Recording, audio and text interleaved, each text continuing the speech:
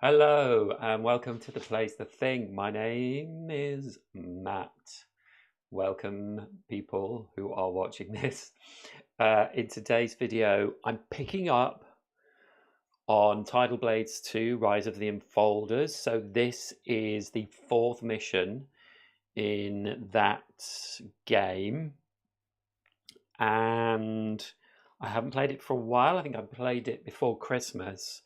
And then we had a sort of rest phase where I could upgrade some things and get some new bits and pieces, which I've done. I did, and then I started playing this dungeon, and then I stopped because I ran out of time because, stuff happens. I need to film some other things. So yeah, I'm going to start playing it again. And with that in mind, I am going to be learning it again. I have obviously gone over some stuff, but I do forget things. So we will be going through it together again. But if you want to see an unboxing, I have an unboxing of Tidal Blades 2, and I also have the first three scenarios, that is what they call them, on the channel. Got a nice cup of tea. So on the table is my tea, and I'm playing with Crowback and Dust.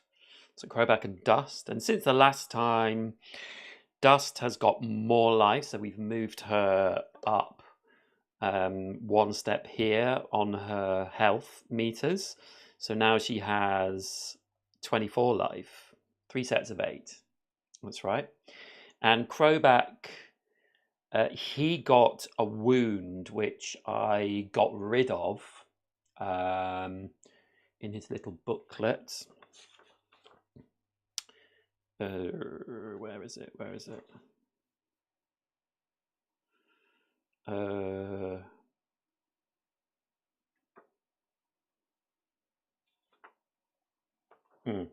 Yeah, I can't remember how it happened, but I was able to get rid of a wound. We've got a couple of new cards in our decks, and that is basically it. Oh, also we got 2 shells in our shield for the next round, so we're going to do that. We've also set up the initiative track. So the initiative track is just here. I can put this here for the moment. And at the moment, that's where the initiative's starting. So the enemies are the Salamander Thug. Oh, and I should say about the scenario. So it says in the quick sort of section for it, you follow the trail of your missing friend. So we're trying to find, I can't remember his name either. Case. Yes, we're trying to find Case because his little animal has run through here, and we found him, but then he was taken away again. So we're trying to find Case. You follow the trail of your missing friend to an old warehouse in the Dyers district. Strange consoles blink in the musty darkness, connected to cells guarded by heavily armed salamanders. So we're going to have to do a little puzzle during this one as well, apparently. So we will. Oh, so the objective at the scenario for this is interact with the console, narrative token A, in the back of the room to discover Case's whereabouts. And when we interact, we finish the turn. And I think interacting is...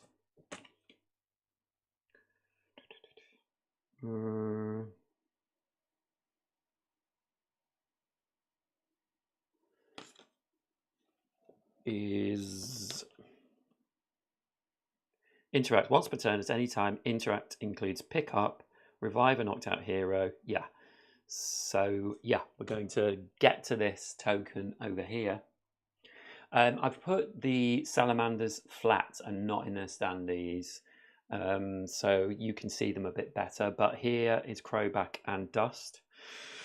And we've drawn our 4 starting cards. Oh, that should be there. And so what we need to do is decide what card we are going to use for initiative and going to play this turn. We could go over and try and take this one out. Dust actually has 3 move in her central section, so 1, 2, 3, we could get over to that salamander. They have 6 health, and they have they will potentially hit for 2 or 3, move for 2 to 4, and have a range of 2 to 3. So it probably would be a good idea to go over and bonk that one. So start of the turn, the shells go into the quantum reservoir. It's not our turn though. We're just selecting cards. Okay, so we could do this. Oh, that's Crowbacks. So we could move for 3 and then use a Trinite Slash to do a chained attack for 4, which would be quite good. Flowing Dash is a health, getting health back, which we don't need. Getting 1 into our quantum reservoir. Yeah, I think Trinite's, even though it's going to slow us down, so it is a 2, down 2 on the initiative, but we're below the Salamander Thugs anyway. So that Salamander Thug is probably going to move towards us. So that's what we will do for Dust. And then for Crowback, so he has range at the moment with his Hook Master. Gives him 2 range and reach, which means that ranged attacks don't get disadvantage when you're next to an enemy. And then we need to move maybe to... Maybe.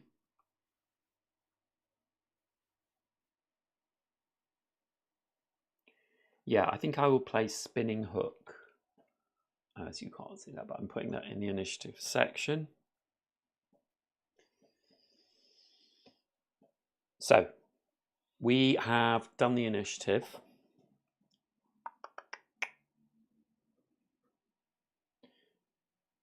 And then we adjust the initiative. So we reveal the first monster card, and the Salamander Thug, they are going down 1. Oh. So they've gone down 1. And then Dust is going down 2. 1, 2. And then Crowback is also going down 1. So we're basically in the same positions.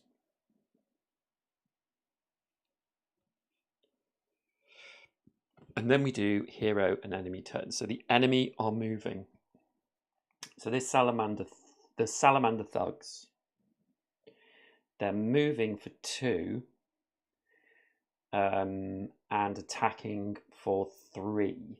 And they are armored as well, which means they have 1 defense against attacks. So they will move in number order. So number 1 is too far away, but they will just move 2. So 1, 2. Then number 3 is also far away, but will move 2. And this Salamander Thug will move 1, 2 towards us. And it is going to attack 3 to the person in the highest initiative, which is Dust. So they're attacking for 3, and then they roll their extra die as well. And that is 1 miss and a wave, but the wave doesn't do anything because nothing is applied there. So they're doing 2 attack, and Dust has 2 shell shields. Whoops, sorry, has 2 shell shields. So she absorbs that 2 attack, and then she loses 1 shell shield, goes back to her uncharged area. So that is the end of the Salamander's turns. And now it's Dust. So Dust gets a shell shield into a quantum reservoir. And she has this Trinite Slash. And she doesn't have range. So what do I want to do? 2 shell shields might be quite nice. I don't need move. Roll another die. I'm rolling 4 already. I must remember her persistent power. When you are attacked by an adjacent enemy, it loses 1 life for each hit it rolls. So it didn't roll any hits then, so that's fine. And it wasn't adjacent, to be fair. I think I'm going to get 2 shell shields because they can be very useful. So I'm going to go here. And I'm going to use my 3 move. Now moving.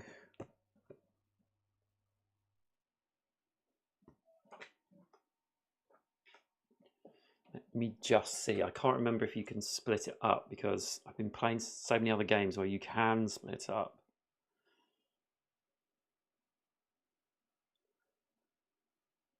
Movements gained single cannot be split between multiple moves on the map.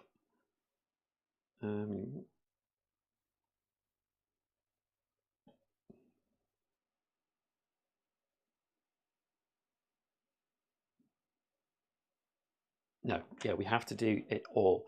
So we're going to move for 3. So I'll go 1, 2, 3, move there. Stand on its head.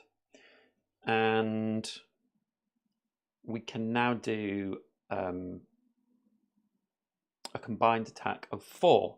So we get to roll 4 of our die.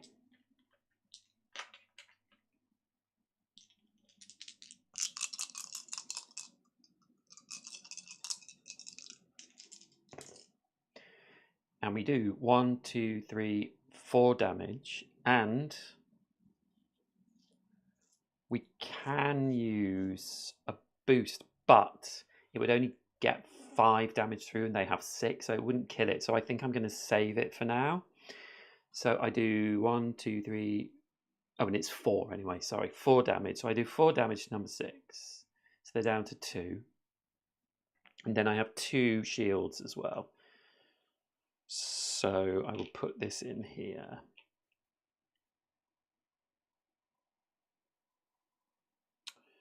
I'm just thinking about, I also have these items which I can use, and I should have placed these before.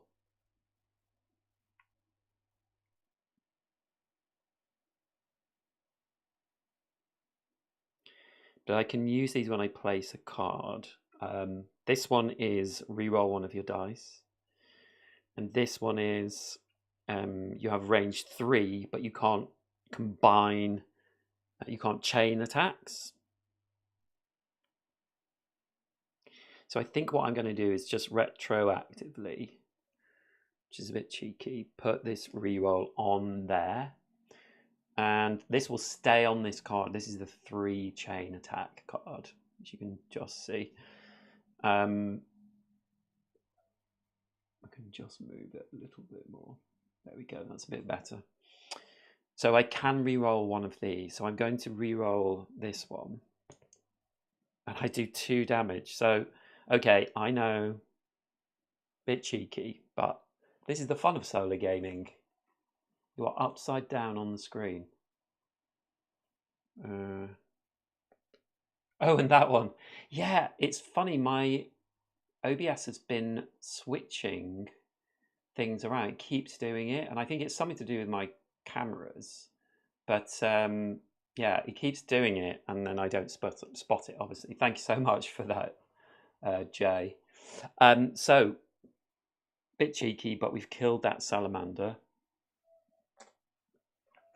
and we put a token out. So we go into our little token bag and we put a token out on that spot, and it's a fruit. So that goes out and we get to put a fruit on here. And then we can use our interaction to pick this up. So we have a free interaction every turn. Yeah, so we've picked that up, so that's good. And we've done all those. That is the end of our turn. So now it is Crowback to go. And Crowback has lots of attack, which he doesn't need anymore. But we can get extra stuff as well. So I think we could do with moving a bit. So I'm going to put this here. Our shell shields go into our quantum reservoir. And then Crowback is simply going to move for 2, 1, 2. So we'll start moving up here. And then instead of the attacks, well, I can do the attack and that. Well, actually, what I can do, because Spirit gives us move, so we can spend 1 Spirit to move another one. And then we will get these 2 spirits back. And I think we'll save it for now. Yeah, we'll save the rest of our spirit. And that is the end of Crowback's turn. So we didn't have to do very much because Dust sorted it out. Well done, Dust. Right, so let's just make sure. Clean up. Cleared a line, haven't cleaned the line. Next is if you cleared a line, discarding a number of cards from hand. Yep, that's fine. So we advance the round tracker. Yes, I'm glad I looked at that. I do forget to advance the round tracker. And now we select cards again. So we draw up to 4.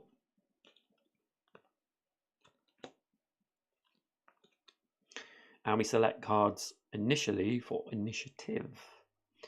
Well, we need to just get moving. So Dust has a dash. So that's definitely what she's going to pick. And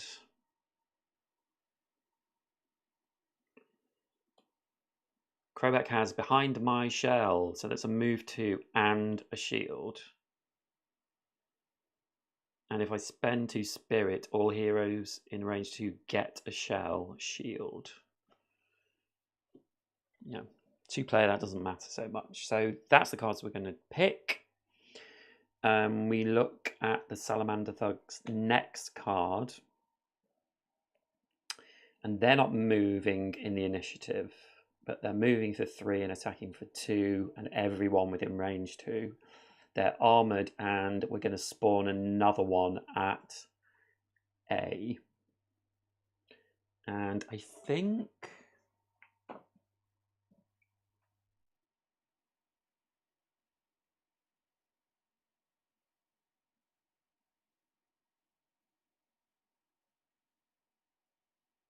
yeah, the enemy will spawn at the end of the round so that they don't get to move this turn.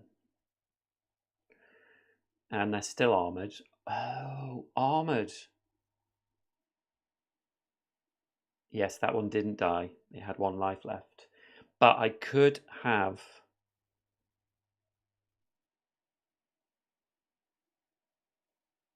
spent 1 focus to boost to die. Let's say that that is the mitigation for that slight error. I think I'd rolled the die that had the boost on it. But if we say Dust has used her boost, then...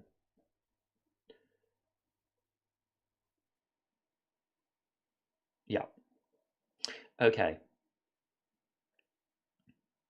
So, sorry. So the Salamander Thugs don't move. Dust is going up 2. and Crowback is going up 1. So Salamander Thugs are still going first.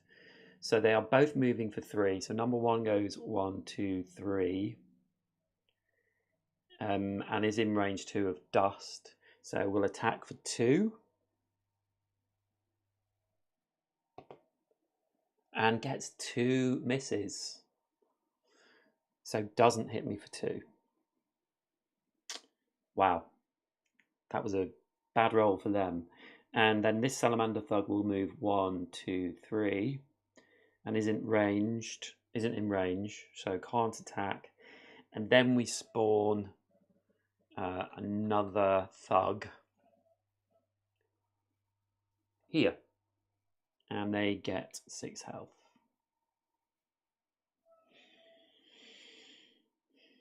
Okay, so it's Dust's turn.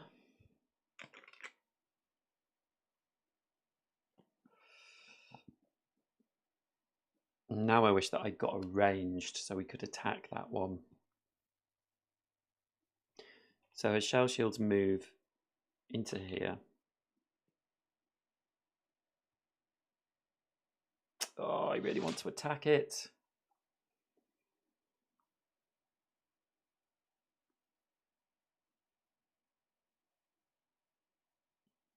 I could use my spirit to move. Okay, this is what I'm going to do. I'm going to play this here. And I'm going to use one spirit, yes, to move 1 to there. And then I am going to attack this salamander with 4 dice.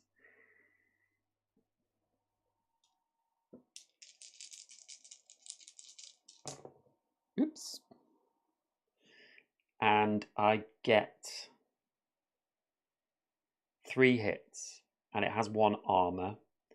So I do 2 damage, 1, 2. Now,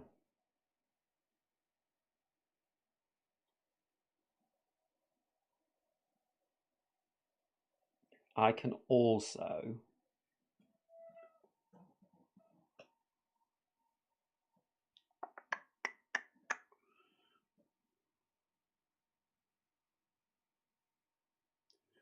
just gonna check.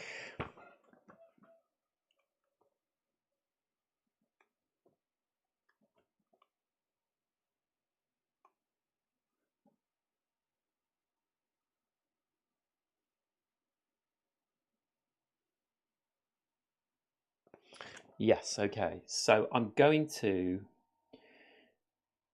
use my quantum reservoir to get 1 focus back.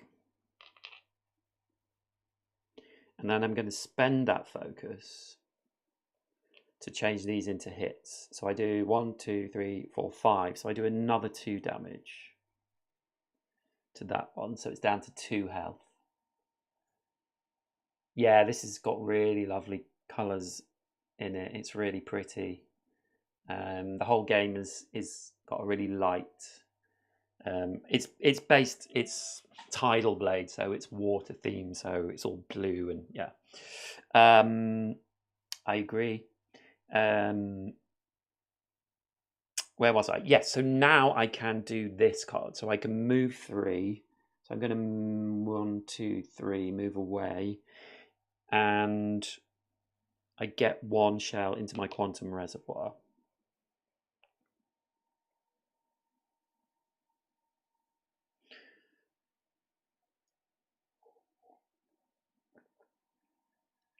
And that's the end of Dust's turn. So it's now Crowback to go. And what are we going to do? I think we will just get moving. We could 1, 2. We're not within 2. We could get in range of this one, actually.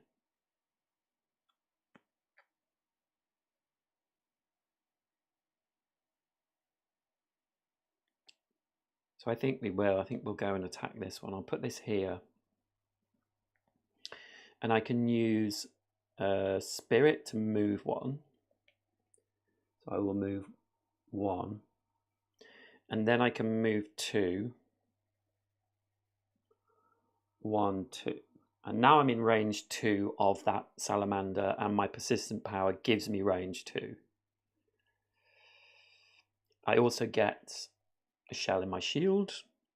And now I'm going to get 1 spirit back and do a 4 attack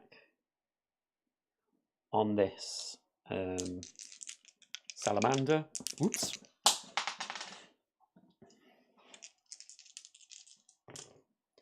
And I get 1, 2, 3, 4. And it has 1 armor. Well remembered me. So blue one gets 3 damage. 1, 2, 3. And now I could move for 2 with my spirit.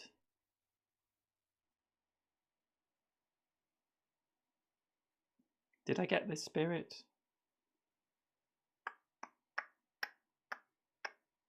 I can't remember.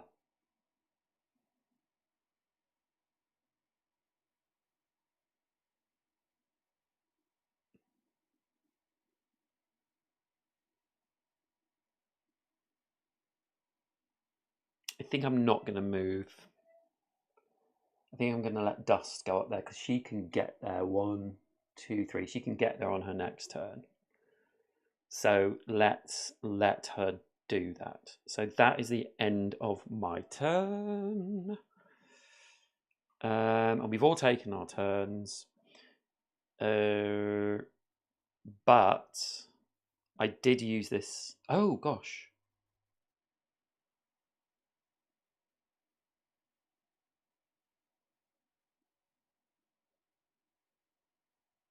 Yeah, stupidly, actually. I used both these lines. So basically what happens is these go away into the discard, and I've lost that ability, which is really annoying.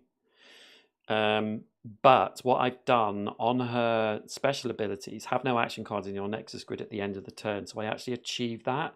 So that's going to give me some benefits once we have completed this scenario. And I've cleared my board, which means I can also discard cards from my hand if I want to. Recharge. I don't think I do, so I'll just draw up to 4. And then also, Crowback uses all those cards that go into discard. This is just because I haven't played it for a while, and I was like, I have to play cards in a line, but you don't at all. You can play the spaces as well. Do I want to get rid of any of these? Maybe recharge. Keep the other 2. So he draws up to 4.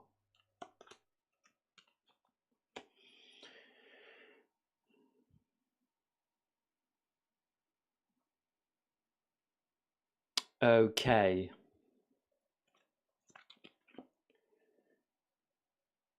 So that is the end. So we move on to round 3.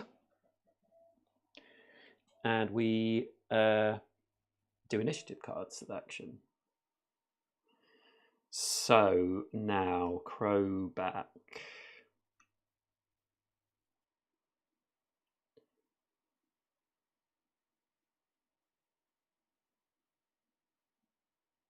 Ooh, this is a good new card. So this is Crowback, slow or steady. So if you attack with this card, gain 2 focus. If you move with this card, heal 2. That's a great card that I don't need to use that yet because he doesn't need either of those things. So I think I'll just have this fight or flight card.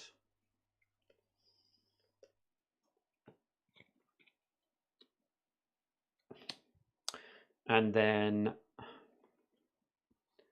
Dust, I was thinking she could move. So has she got a move? No.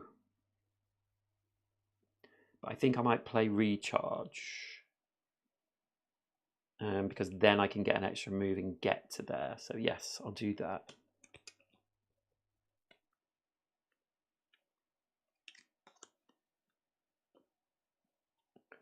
So, initiative.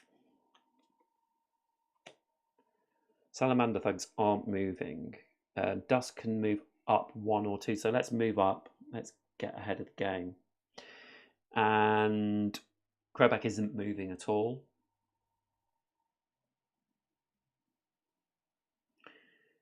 So it's Dust to go first. So I am going to play this card here, I think. Or here. Or here. Maybe there, actually, because that replaces that and I can get either of them. Yes, let's do that. So I'm going to get the 2 spirits. And then I'm getting 2 shields. And then I can move 2. So I will move Dust 1, 2. And then we'll spend 1 spirit to move her 1. And she will interact with A. So when she interacts with A,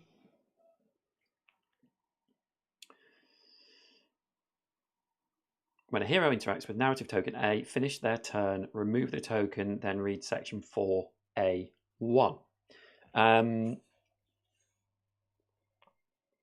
There's nothing else that we need to do with Dust. So that is the end of her turn. So we remove this token. And we flip over the page. So let's see what this says. Override the locks. The cells aren't labelled, but these 2 are different from the others, Echo says, pointing at the 2 large cells at the far end of the room. I think we can override the locks by rerouting the wiring on the 3 consoles, but it will probably open some of these doors too. She indicates the other 4, which are shown in ominous red. Wiring board setup. So let me put this here. Ooh.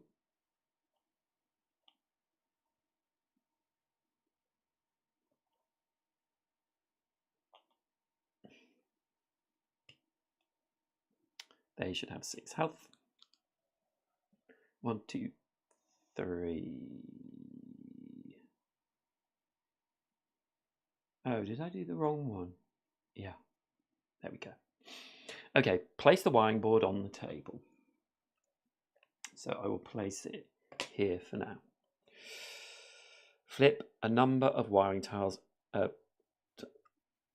Place the wiring tiles face up in the grid pattern below. Okay. So we have a little puzzle.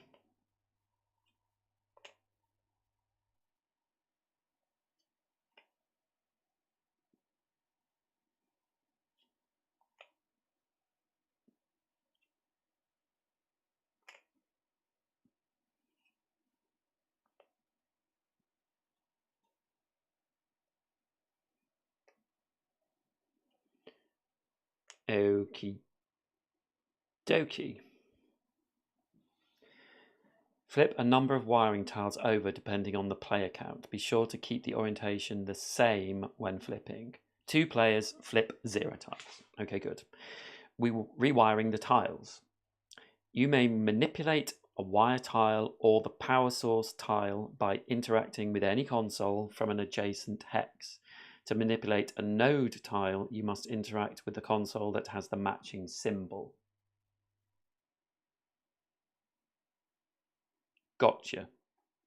When you manipulate a tile, choose one of the following. Flip an armored tile to its wiring side. We don't need to do that. Rotate a tile 90 degrees in any direction. Exchange the locations of 2 adjacent tiles. Move a tile to an adjacent empty space. Okay. Opening cell doors. When a node is connected to the power source, which is the one in the middle, the matching cell doors open. Place a point of interest or unused narrative token over it to indicate this. Sure.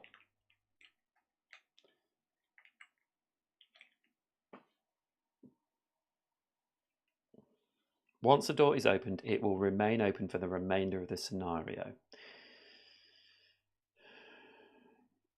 So we want to open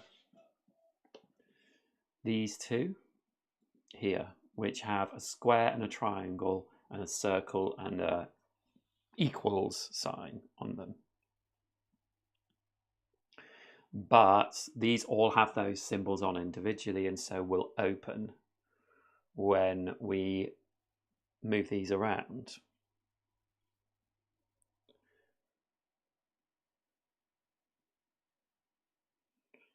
Yeah. New objective, unlock cells until you find case. When the first door is opened, finish the current player's turn and then read 4-2. Okay. So on this little thing, so we need an equals and a circle connected to this source. So equals could move down here. No, equals could flip with that, turn, come up here, flip, flip.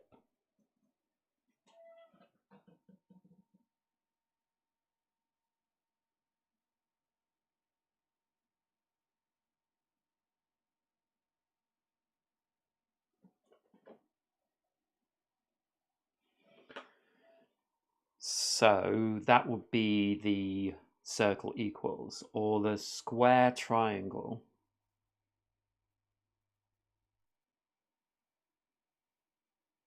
would be 1, 2, 3, 4.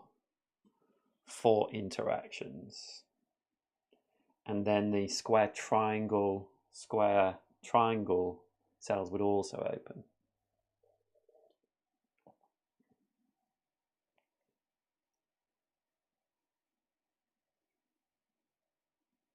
I think we might come over this way because there's only one salamander over here.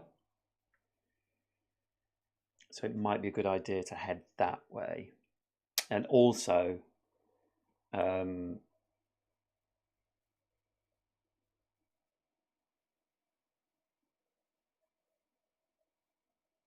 dust is closer. What did it say about with any console?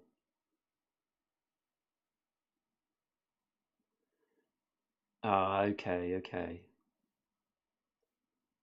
So the central console, we can move.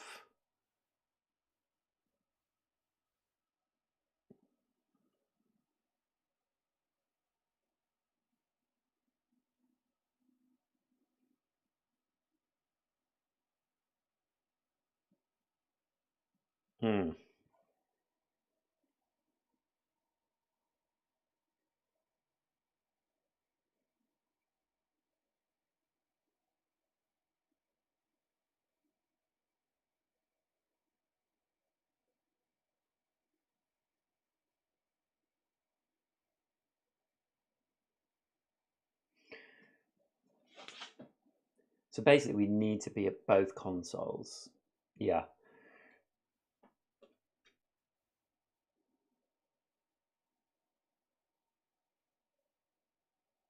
Because to turn these ones, we need to be at the specific console with that shape on. We can move things around without them because we can move other ones that are next to them.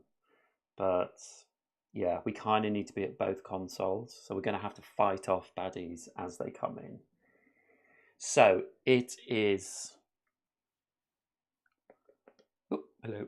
So it is Crowback's turn. So I think what Crowback needs to do is to try and kill this salamander, but they have 2 armor this turn. So that is not great. But we can try and take it out. And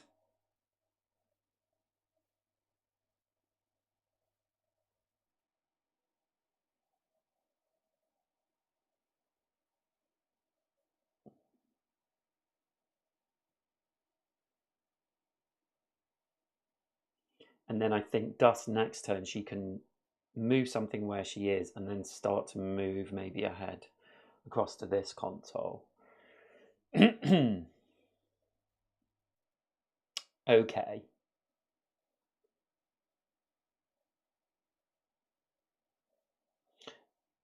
So he has got a move and a 2 fight.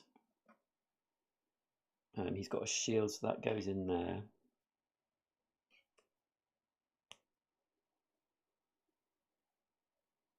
It's a move or a fight. But I do have 2 spirit to move as well. So I could do that. I think that's quite a good place. And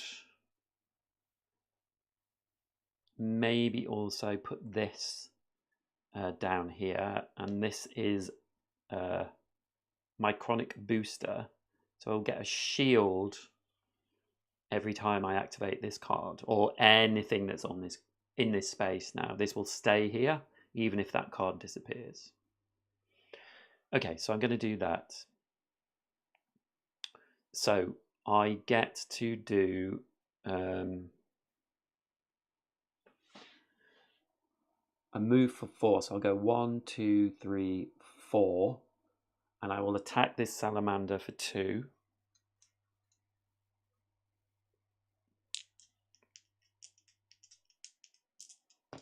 Whoops, that was that one. So I do 2 damage, but he has 2 armor. So I will. I think I will boost it. So this becomes an extra 1. So we do 1 damage to him. And then, so we've done that attack. We've moved the. No, we couldn't move 4. We couldn't move 4. 1, 2, we could have moved. My mistake. And then we get 3.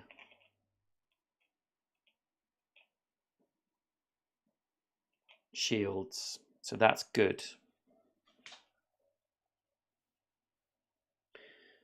Yep, so that's the end of his turn. We move on to turn 4.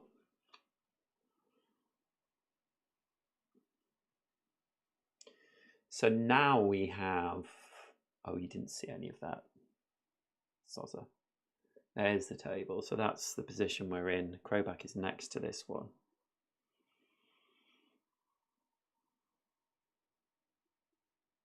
Oh, we didn't do the salamander thugs, did we? Okay, I'm going to take all this back. Take it back. We get that back. Those go back up there. I think he had 1 in there. Am I right?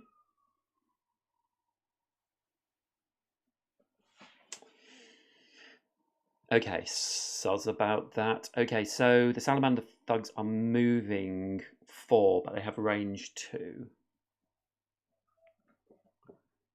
So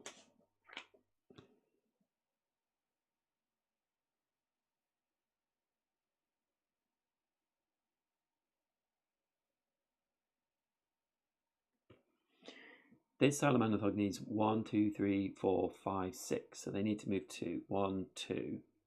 Now they're in range 4. Would they move 4?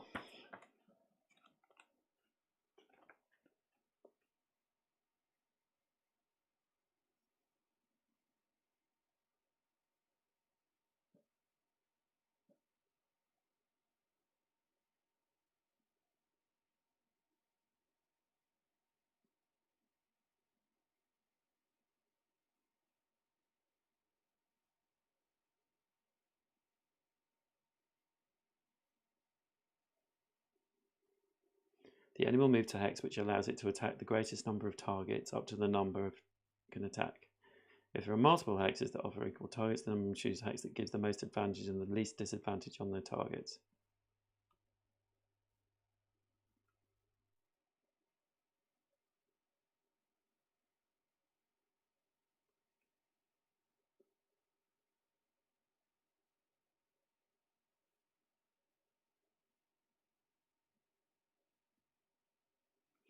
I think it will move 4. It would make sense to me that it moves 4. And so these...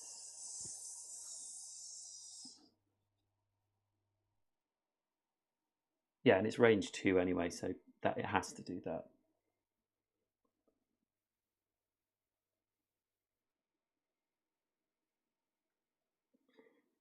But we'll do number 1 first. 1, 2, 3, 4, 1, 2. So it's not in range. Number 3 will move 1 away, so it doesn't have disadvantage, and it will attack for 2 on Crowback, and it misses. Okay, and then number 5 will also attack for 2, and it does 2 damage. Crowback has a shield, so he only takes 1 damage. First damage of the match. Do you like this better than Chronicles of Kharn? Agamonia. Iridia I haven't played. I haven't really looked at Iridia, to be honest with you.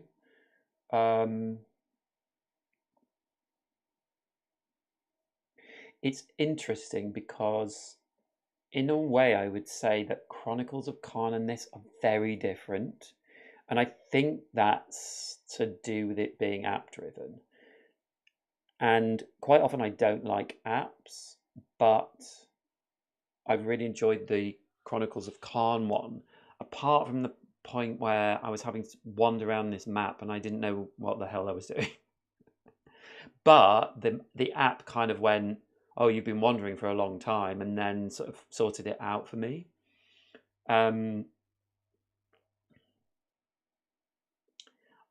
I think the disadvantage of this for me is there's a lot of stuff to manage, and so I think this is really good, and it's very combat driven. So the combat is, there's a lot of moving parts to negotiate and work out if you can use spirit or focus or what have you. And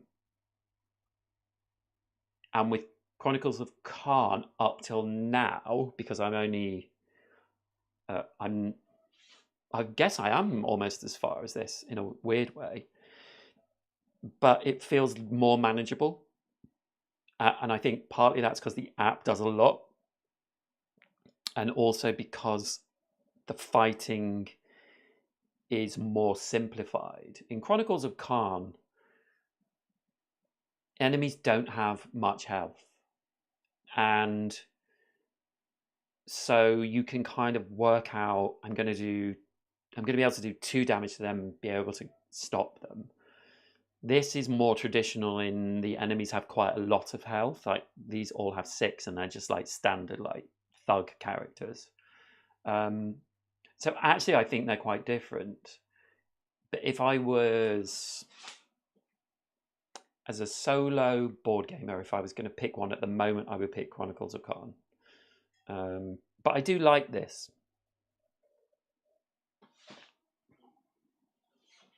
Anyway, but thank you for asking that question. I appreciate it. Please, if you want to know anything, ask away, basically. Okay.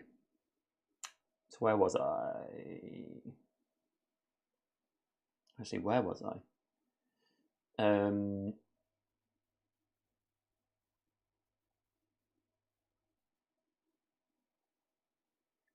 Number 3 had attacked, and then I think number 5 still had to attack. So they're attacking for 2.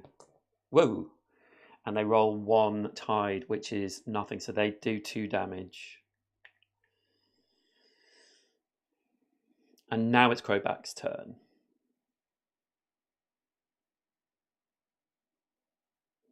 But I'd already done the 2 move, hadn't I?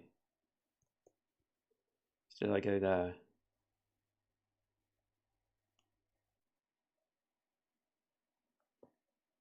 And now I can't remember. So I'm going to...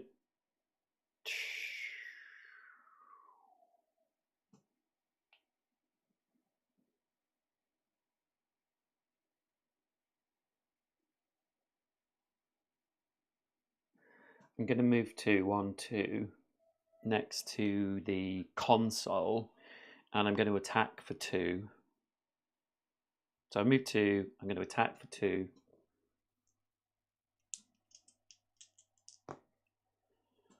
Okay, so I'll convert. No, will I?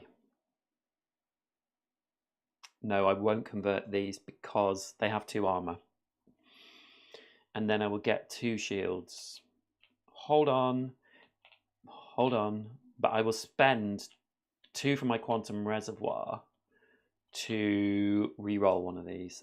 Is there any point? No, there is no point. Yes, there is point. And I rolled the same. So then I will get 2 shields. And I will interact with this console. So this is a triangle circle. So I can move anything, but I can move a triangle and a circle. I think we might open this one. So we want equals and circles. So let's move the circle.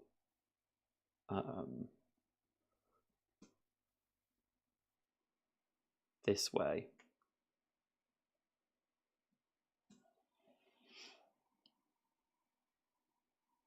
Yeah. So that is the end of Crowback's turn.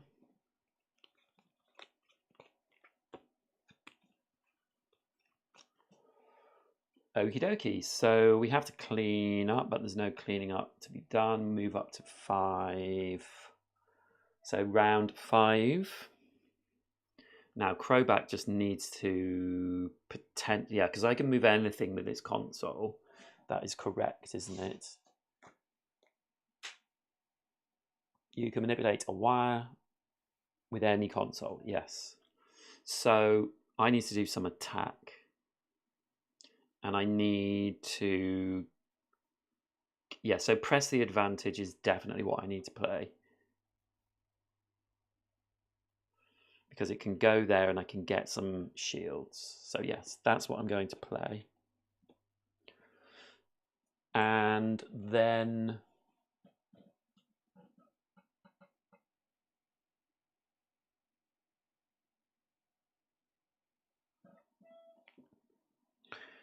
Dust.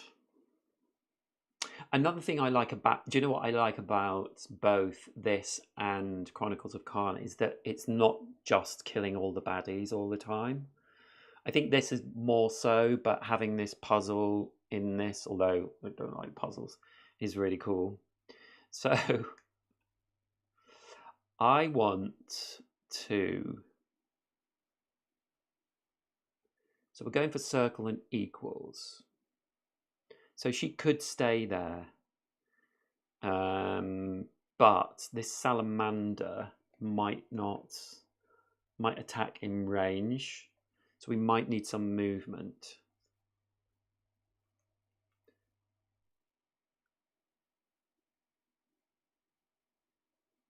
This salamander has 2 life left. I'm just going to put this here. So a chained attack is not going to do much at the moment.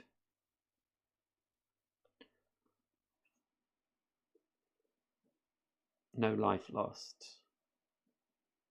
Some shields, maybe synchronized shields.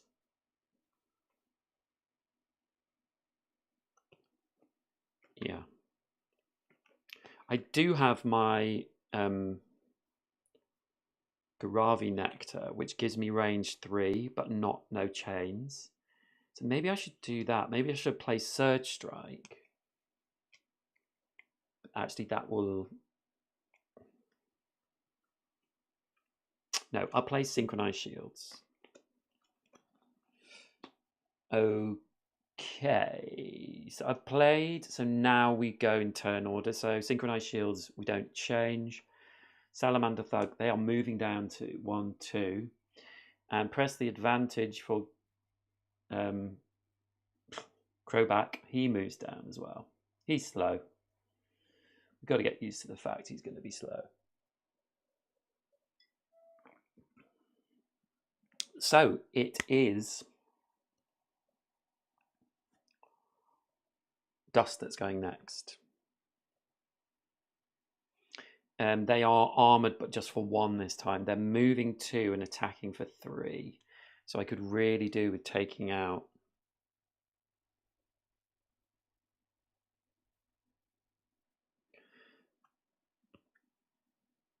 So I think I am going to go here, and I am going to put this item on here.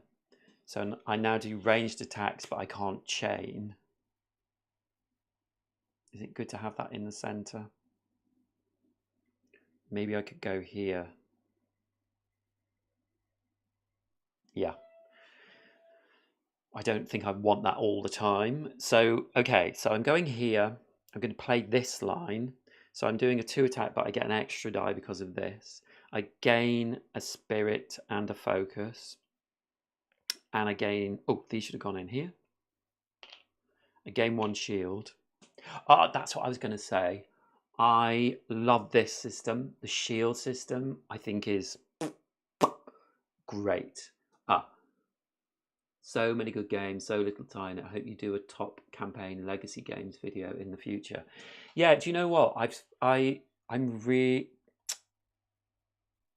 Campaign legacy games are like...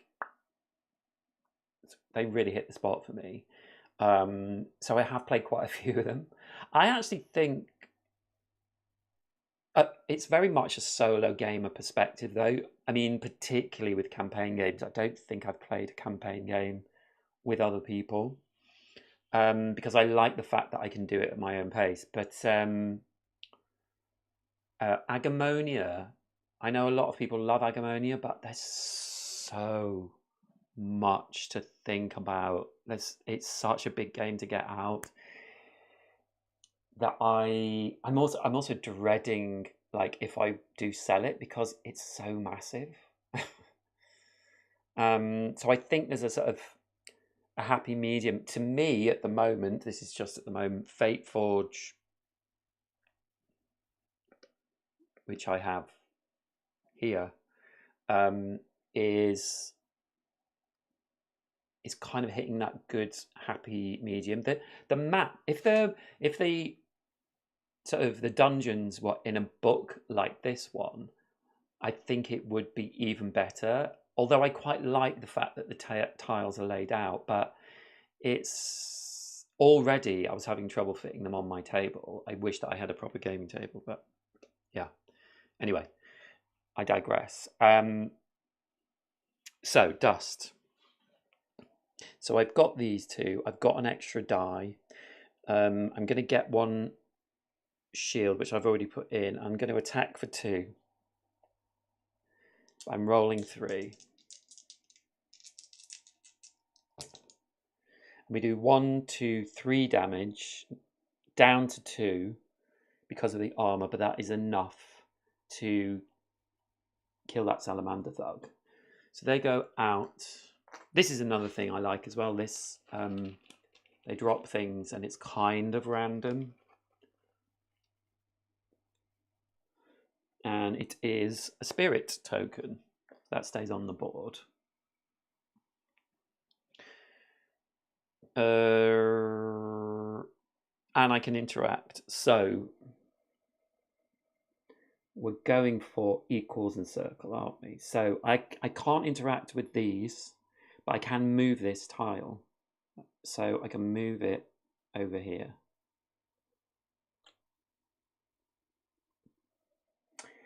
And I will have to go over here to move that, turn that equals sign.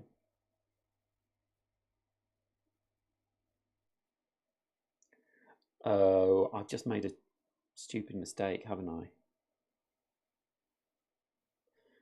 Because Crowback could have moved that, but he needs to move it up here. Sorry, I'm gonna because that's the Is it when a node is connected to the power source, the matching cell door opens? Yeah. So we're not going to, one of these cells is going to open first, one of these central ones with some baddie in it. So we'll have to prepare ourselves for that. So that's the end of Gust's turn. And now the salamander thugs are going to move. So they're moving for 2 and in range 3. So first of all, number 3. So let's look at how they work. So most targets. So if it moves here, it's 1, 2, 3. So it can't, yeah. So best advantage will move to a position to gain flanking if possible.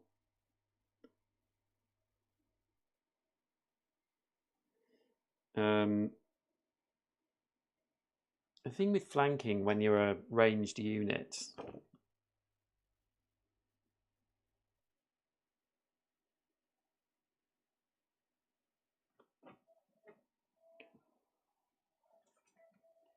so it can't gain flanking. Proximity to target will move to closest target. Yeah, so it's closest to Crowback, and Crowback is already 3 away. So it's going to attack Crowback for 3. He has got some shields, so that's good. And there's 1 miss and a tide, which does nothing. So that strikes for 2. Crowback shields absorb all that, but he loses 1. And then number 5 is next to him, so he's going to move away. And then we'll also attack Crowback for 3. And also loses 1, so that's 2. 1 is absorbed, so Crowback takes 1 damage and loses his other shield.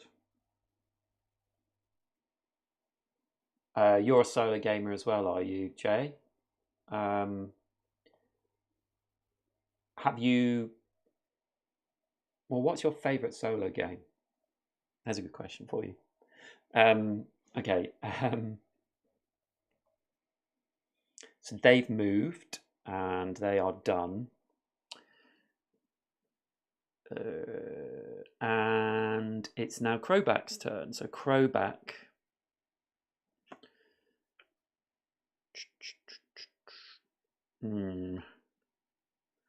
Crowback.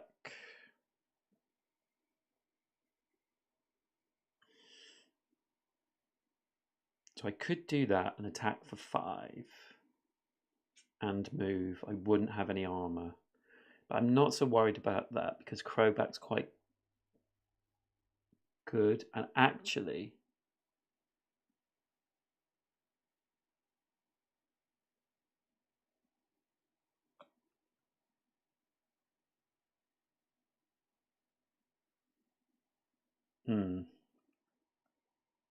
I might be able to kill number 3 as well.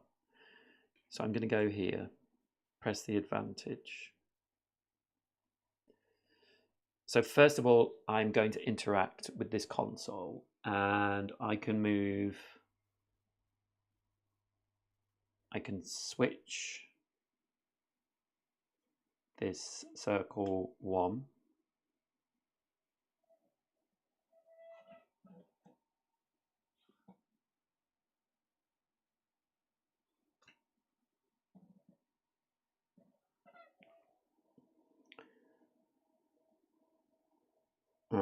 Yeah. And then I can move 2. So I'm going to move 1, 2. So I'm next to both of these bad boys. And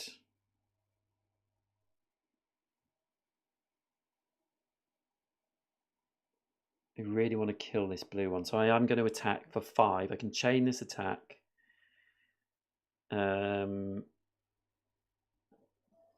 So I'm rolling 5 die.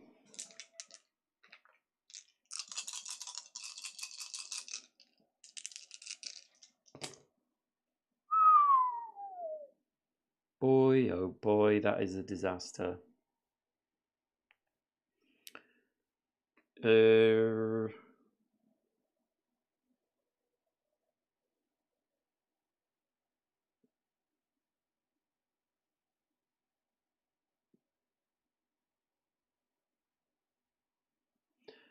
Okay, so I can convert one of these focus die into hit. So I do 3 damage. He has 2, 1 armor. So I do 2, which is really annoying.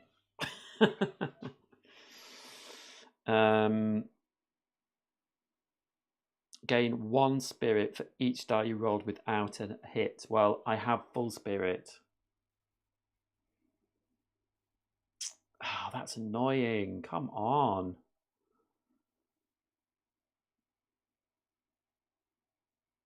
Shh. So annoying. Boo. Okay, that's the end of the turn. So they draw up to 4.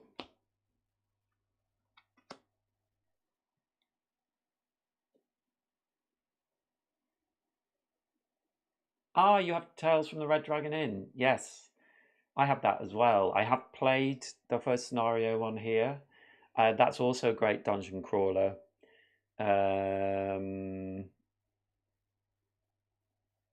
Yeah, I really like Tales from the Red Dragon Inn. I think I've played like 10 of the maps in that.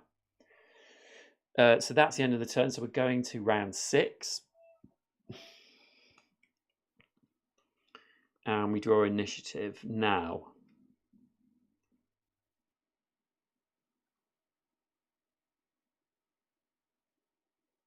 Now. What do we have?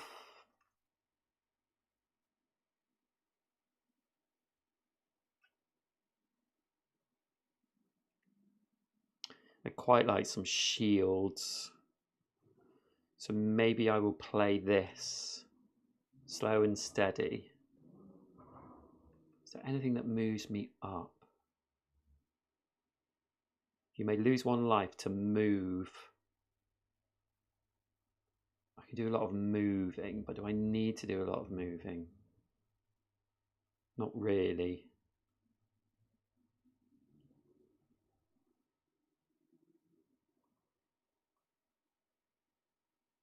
See, this defensive spirit, which is a card that I bought, it's 3 move, gain a shield for each wound you have, because Crowback can benefit off wounds that he has. So, what should I do? I think I'm going to play this. Oh, it takes me down though.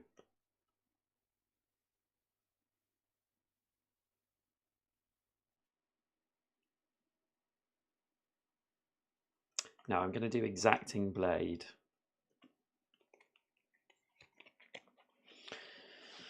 And Dust.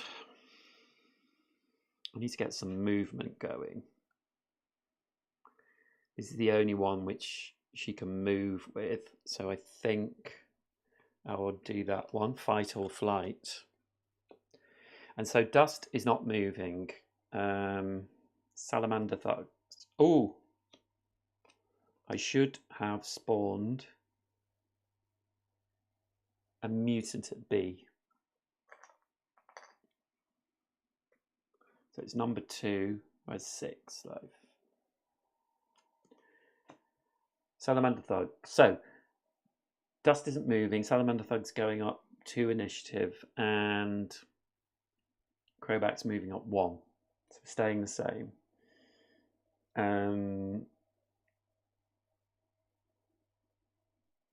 So these Salamander Thugs now, moving 3, attacking for 2, and they have, if they roll a Tide symbol, they have Pierce, which means my shields won't block the damage.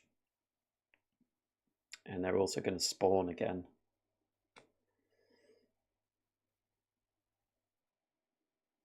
Oh, that should be a mutant as well.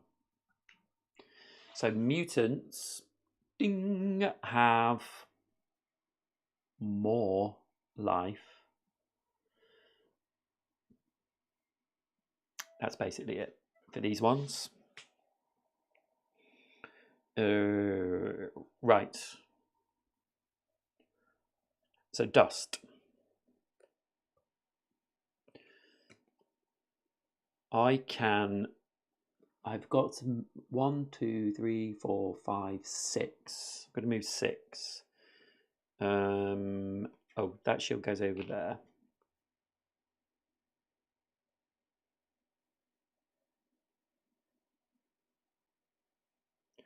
So I think I will play this in the center.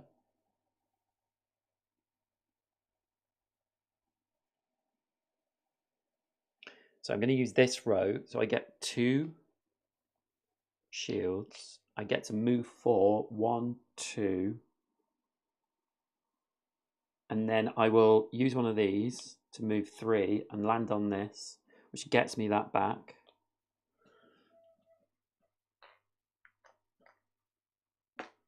And then I'll do my 2 move, 1, 2, and use another spirit, 4. So I'm next to that one. So I've used all of that. I've got my 2 shells. And I will interact with this console. So I now can turn this one. So it links up to the power source. So when the first door is opened, finish the current player's turn and then read section A2.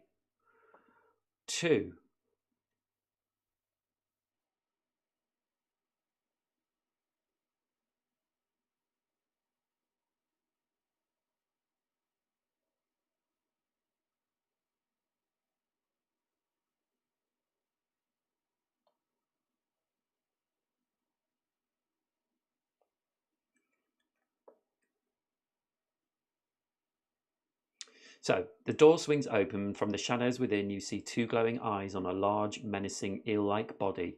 Stay calm and move back. Whatever you do, don't attack them. Slisk will have our heads if we kill them, a terrified salamander cries.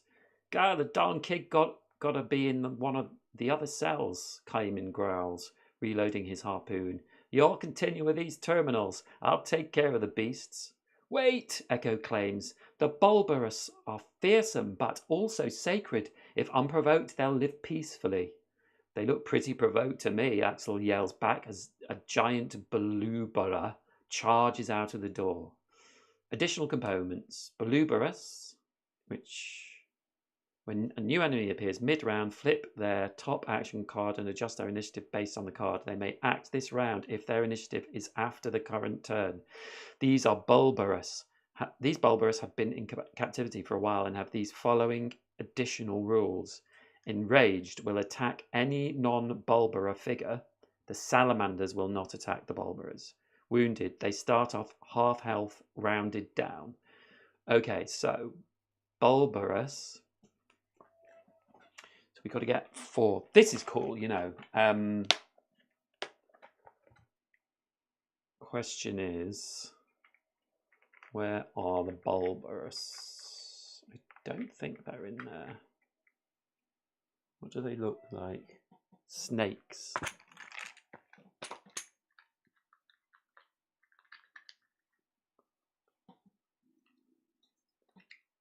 So I got little tuck boxes for these. But some of them didn't fit in.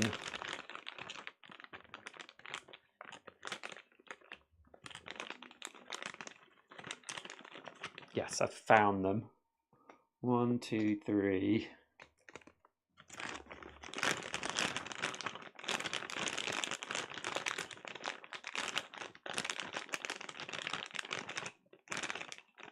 Four.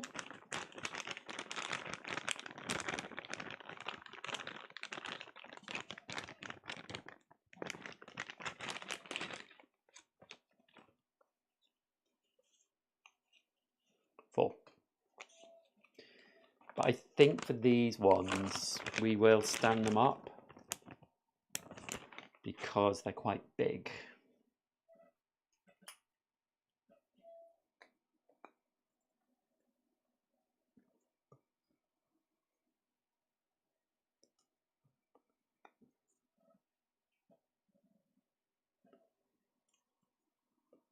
I'm fairly new to this, but so far I loved adventure tactics, role play adventures, and Tales from the Red Dragon Inn. Oh yes, we had talked about that, but role play, yeah, I've played that quite a few times. I don't think I've played it on the channel. I do have that one, and yeah, I think it's pretty good. The only role player adventures. No, I've not actually played the adventures. I've played role player. Yeah, that looked good. I was really tempted by that. Okay, so set the new map, add narrative tokens A and B, and 4 Bulbarus. So, narrative tokens A and B. So B goes here, and A goes here. And the 4 Bulbarus, okay.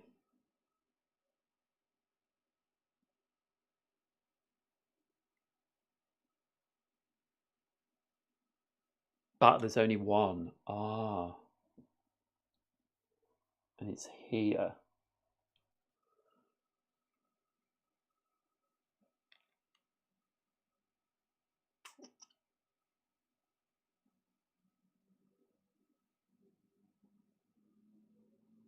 So actually, because we, unfortunately for us, although maybe not, because it probably will attack these, we've opened the equals chamber.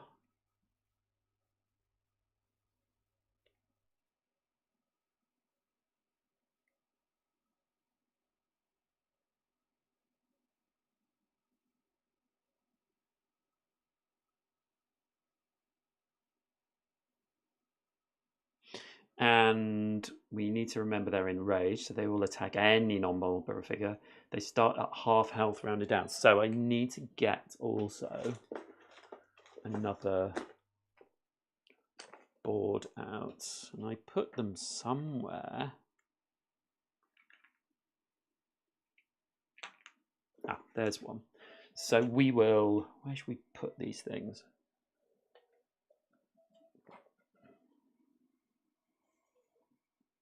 We'll put it here. So we need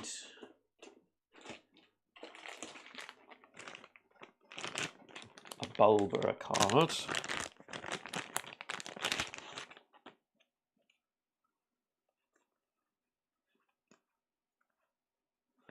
There we go.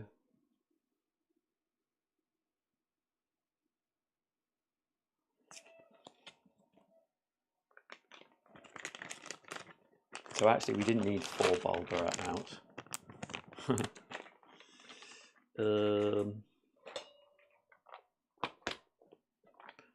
This will be the blue one.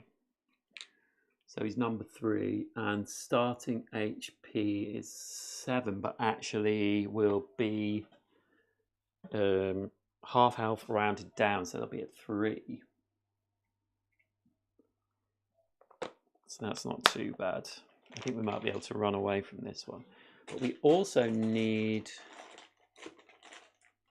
his attack cards.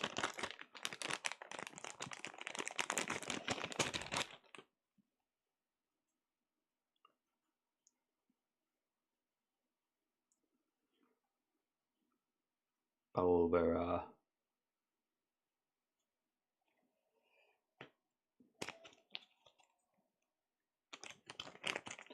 So this Bulbar, unfortunately, we picked exactly the wrong one to release. Although I guess they know, you know, you might go for the easier side because it's the only one in the cells.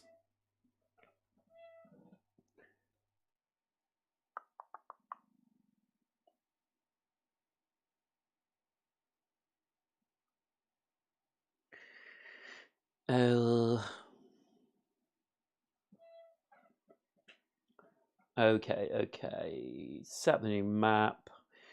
When a player interacts with narrative token A or B, remove it and read section for A or 4, A3 or A4. And we just need to shuffle these cards. And now that they've appeared, oh, we need their little token as well.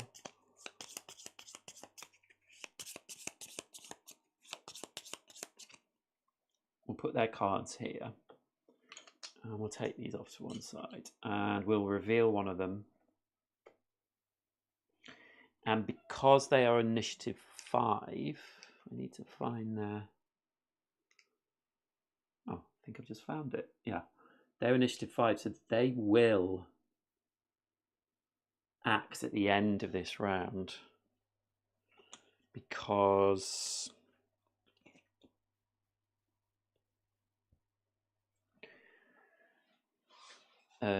so Dust was playing and she had moved for 6. She's got her 2 shields, so and she's interacted, so that's the end of her round. So equals is open, basically.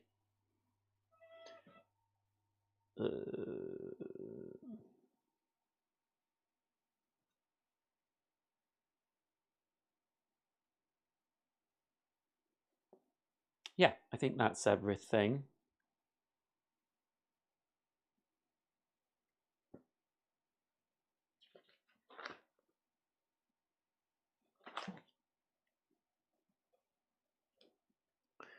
So that's Dust's turn.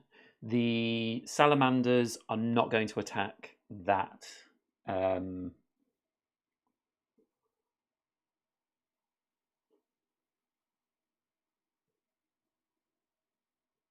Balubera, everyone. They're not going to attack them. So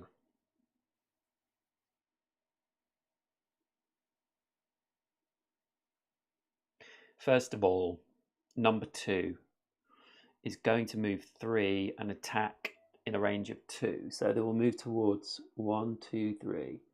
And they're not quite in range, so they don't attack. Then number 3, who has 1 life,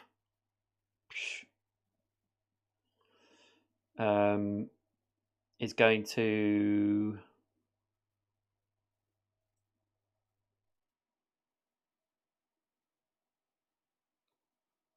range 2, so we'll move 1 away.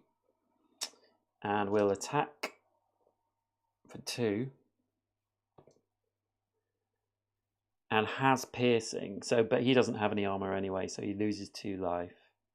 And then, oh sorry, that should have been this one. I'm a bit unclear about the range thing because they don't want to be next to a character, but do they move the full range or not? I'm kind of unsure about that, so I'm just playing my own rule for that. So then this number 3 is going to attack as well for 2. And does 2 damage. So we gain 1 wound.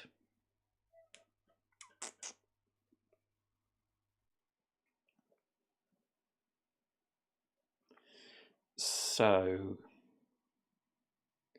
I think, where should we place it over? In a corner, I think. What do we need least of all? Maybe spirit at the moment, so I will place it there. No. I'm going to place it there. I do have a card. Gain 1 block for shield for each wound you have. Yeah. So that's fine. Okay. So that's the end of the salamander's turn. So now it is Crowback.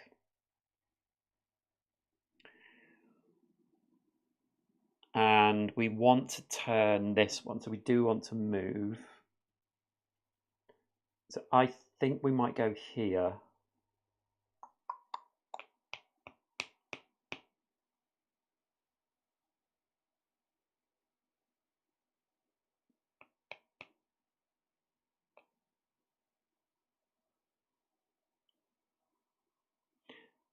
I could get in the way of this, but then is that going to... The Belubra is going to move 5 and attack 4.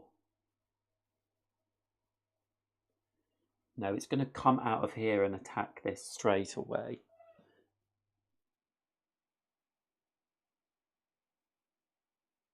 Yeah.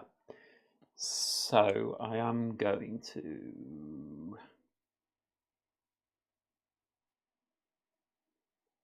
I need to move 2. I do have Spirit as well.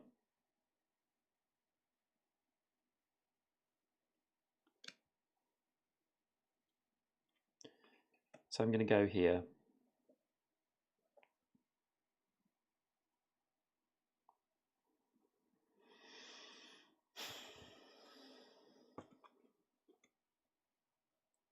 And I'm going to use my Spirit to move 1, 2.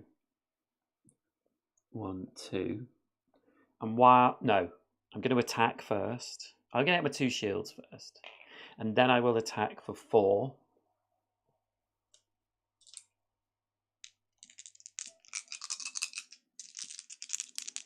Actually, you know what I might do as well is put this on here. And what this does, this is a looper. It lets me roll the enemy mutant die, which has lots of attacks on it. They don't have any armor this time. So I get to roll that as well. So I'm rolling 4 die.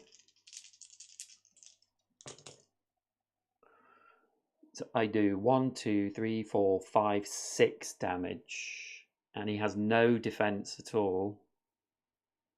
Nope. So it kills him. There we go. That's better.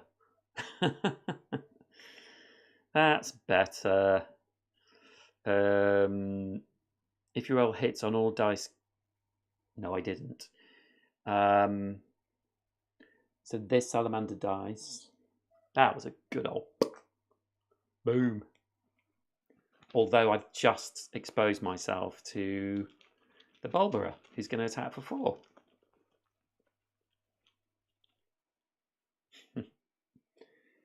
That's 1 spirit.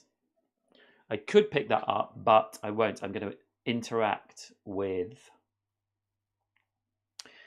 this. So I'm going to revolve this one. So, oh no, have I messed up?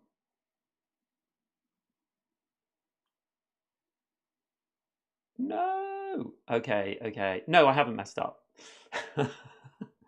So this opens this, but it's empty in the 2-player version. And is that true?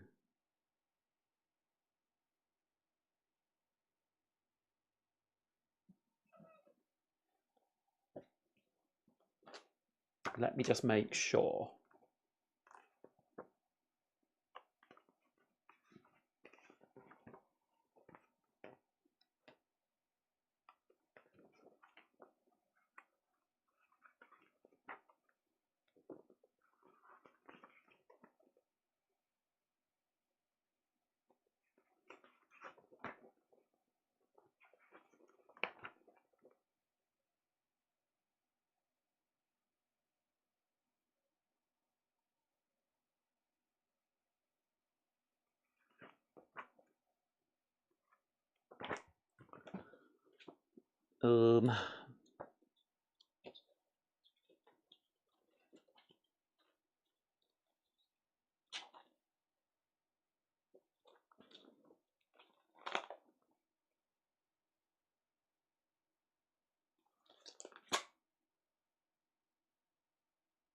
I am wrong. So they are all in here. It's just that they aren't mutants. Which makes much more sense. So we have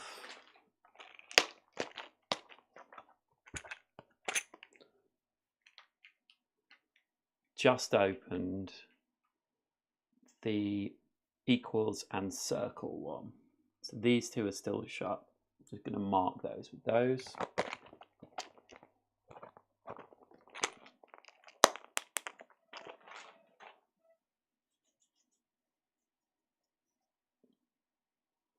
So we're both going to get attacked, actually. Ooh, okay. And I need to put markers for these. So green is, they don't have a lot of life.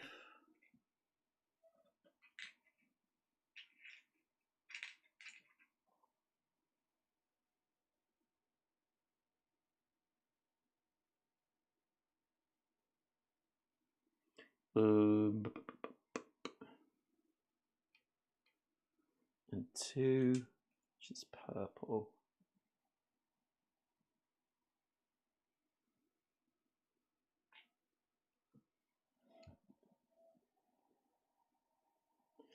Okay, so let's do this then. Number 1 is moving 5. They're moving 5. 1, 2. So it's going to attack the purple salamander thug for 4. 5, 6. It does 6 damage. And then number 2, which is purple. No, that is not true because they're still they're still in their cages, these ones. So it's only 3 and 4. So number 3 is moving 4. 1, 2, and it's attacking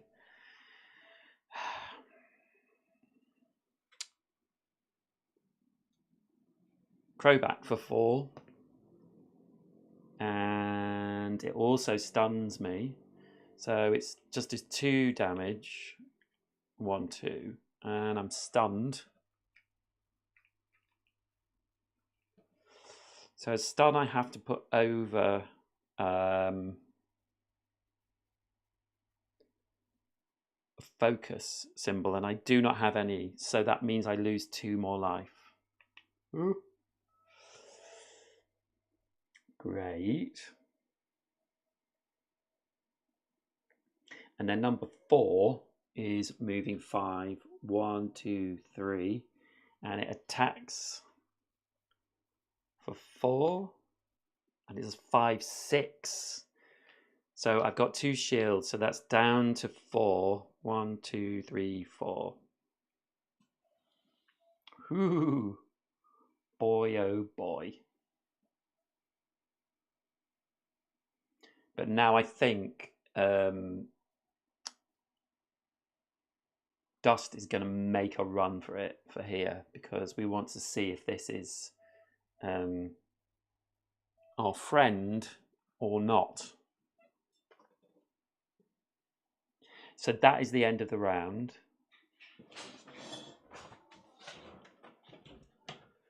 And we're moving on to round 7. So we draw up. 1, 2, 3, 4. 1, 2, 3, 4. Is there anything else we need to do? I don't think so.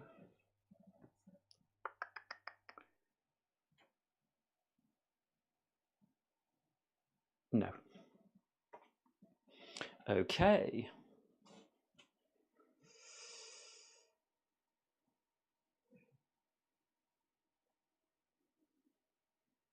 So the question is, am I just going to hope?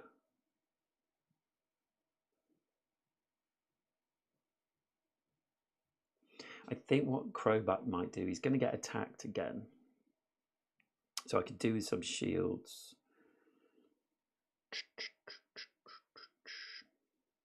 But maybe if I do a big attack.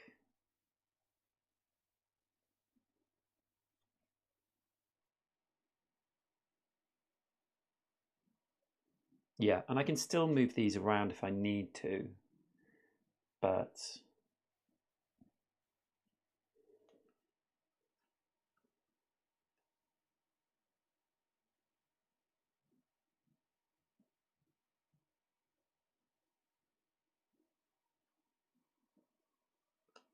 yeah, I think I'm going to play this unwavering path. Just move me up one.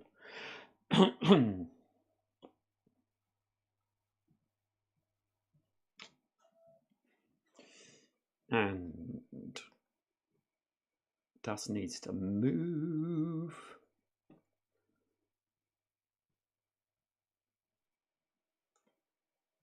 So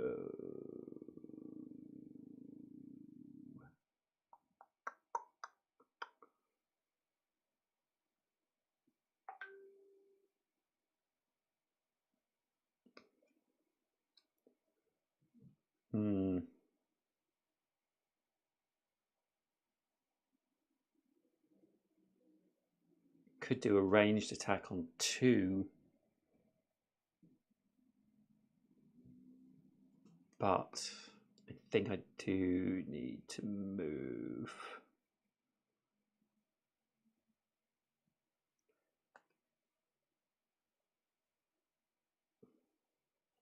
I'm going to use this one because it keeps me up at the top of the initiative track, and I'm hoping that I'll stay up there.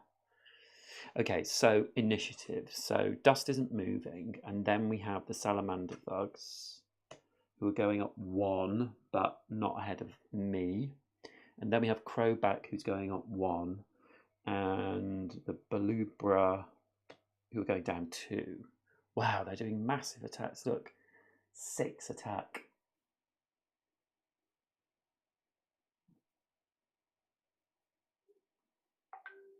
Hello, Matthew. Sorry for the beeping. That's someone's texting me. Am I new? I mean, I've been going for probably like 9 months, I would say, something like that. And honestly, I've sort of sorry, someone keeps texting me. Honestly, I've found that I like doing live streams, and that doesn't get a lot of traction. I've found when I recently did like a top 10 for 2024, and that gets more views just because it's a not a live stream, and top 10, top 5 videos do really well. So I'm kind of just doing it and hoping that, slowly but surely. I have to say, I also do it because I like that it makes me play something all the way through. And actually, what I found is that playing for a couple of hours is fine. And I wouldn't usually do that as a solo player. So that's the reason why. Okay, so we've just done initiative. But please subscribe, Matthew, and help me out. Cheers. From one Matt to another. Oh, thank you, Matthew. That's very kind of you. Do you have a YouTube channel? Let me know what your involvement in gaming is. I feel like I know your name, but anyway, it's my name and then a very nice surname. Okay. So Dust is going first. So I could go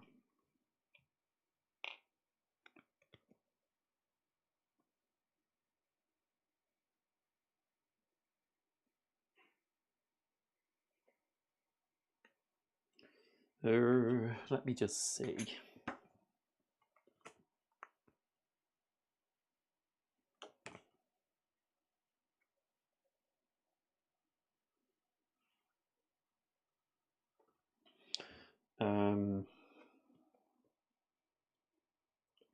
I can move 4 by going here and do a 2 attack and heal 2 for each other attack you chain with this one. So I'd heal for 1.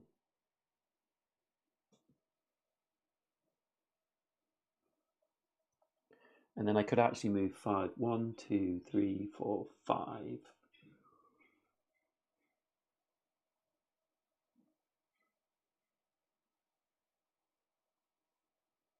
But actually I could move 6 as well. So I think I'll do that. So I think I'll do a 2 attack on this Bulbara.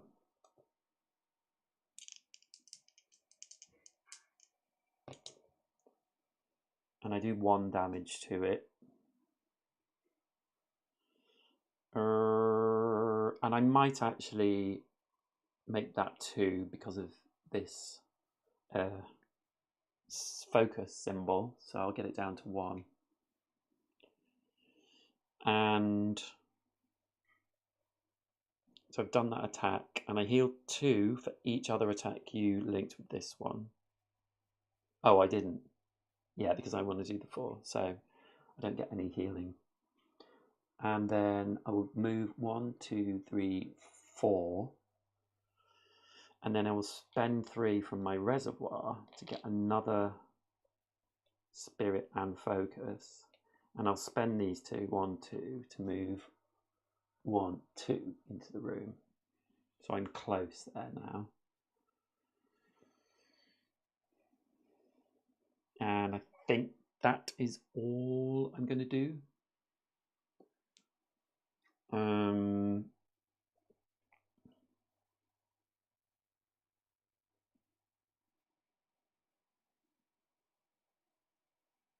Yeah.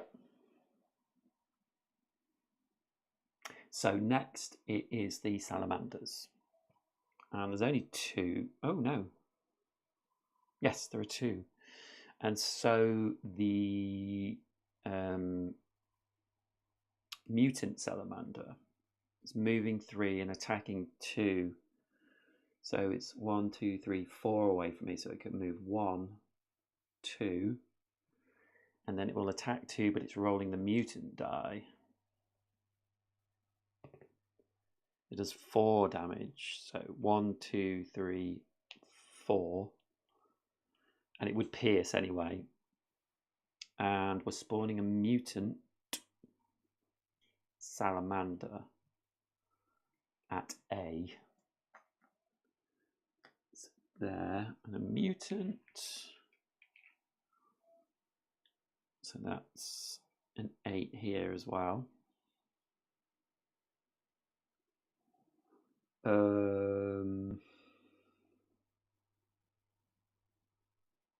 But that one won't move now. That won't do anything on this turn.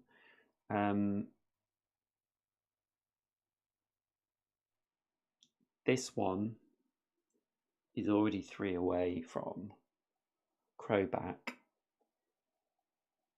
So we'll attack for 2. But he's not a mutant. Attacks for 3. So I take 1 damage away and 1, 2. So I have to add another wound.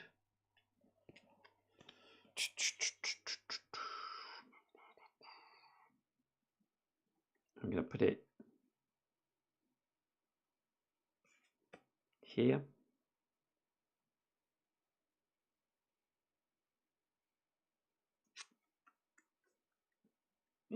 Yeah, there.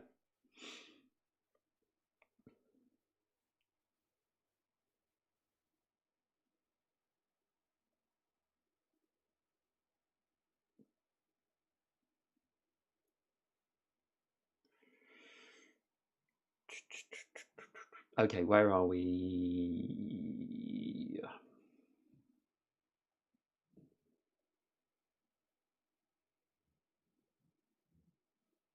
Salamanders. Yes, so it's Crowback's turn.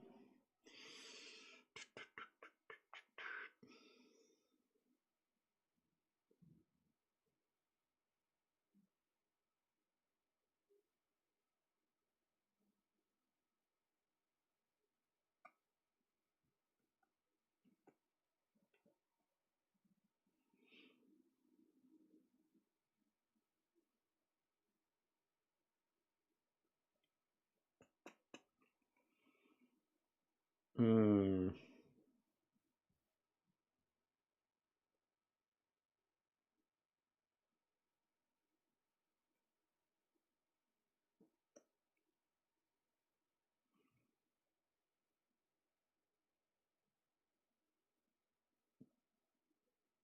So I think if I move 1, 2, then this is going to attack that next turn. And I'm going to do this. So I'm going to get 2 shields.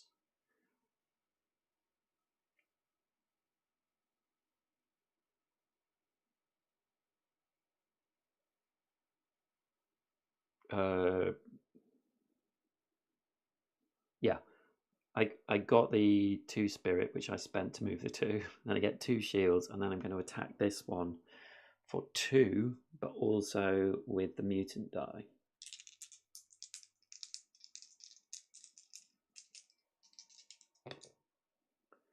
And I do 3 damage.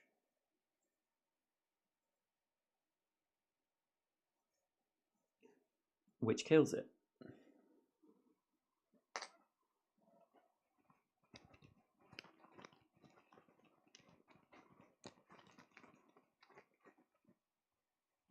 Isn't hi Matthew, board gamers. I have 150 games including expansions. I'm still waiting on Elder Scrolls Betrayal, the second era. Yeah, I looked at that, and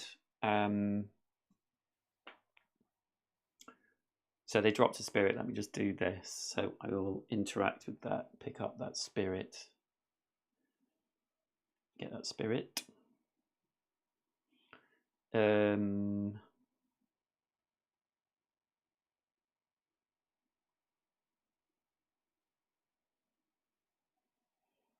I think that is all I can do.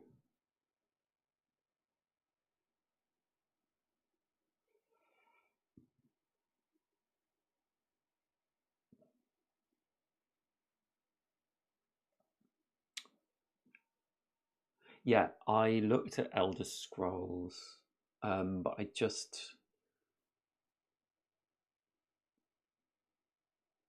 think I'd really like it, honestly, but I looked at it and it was very expensive, and yeah, I just was a little unsure, so I didn't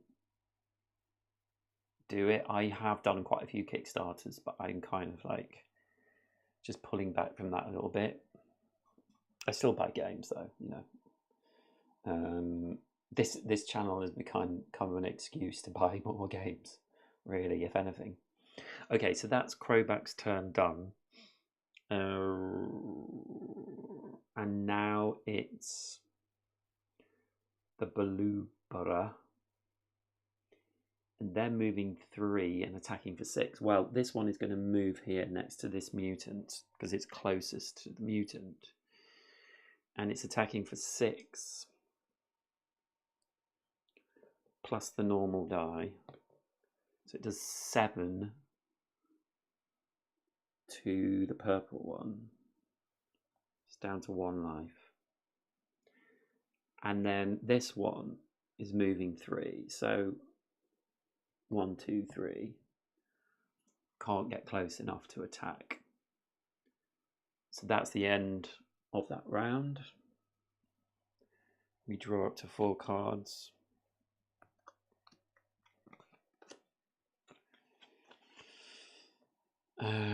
And we start with initiative again. Right, so Dust needs to move. But maybe do some attack as well.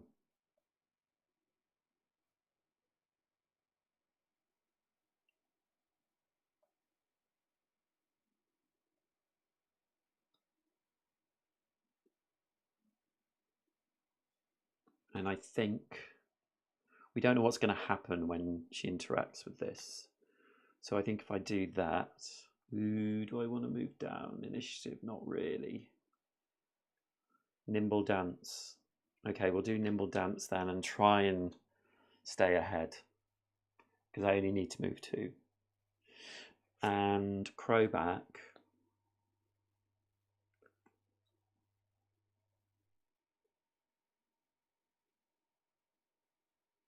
Crowback could potentially go before, although it doesn't really matter. So I don't think it matters for him. So maybe we'll use slow or steady because we get a couple of health back, which would be good.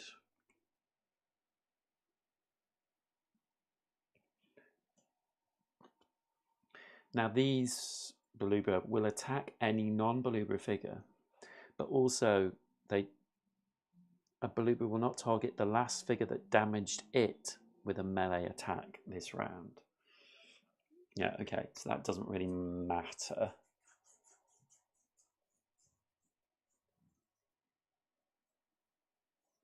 Shame on you for getting Elder Scrolls. You got Elder Scrolls. I think isn't it sort of fulfilling, like, now? I'm waiting on Captain's Chair, Galactic Cruise, and I think, oh, what is it called? Black. It's a deduction game for not getting. All right, okay.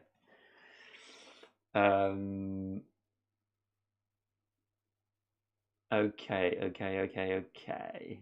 Where are we up to? Oh, so we've selected initiative. Yeah. So she's going up, but doesn't do anything.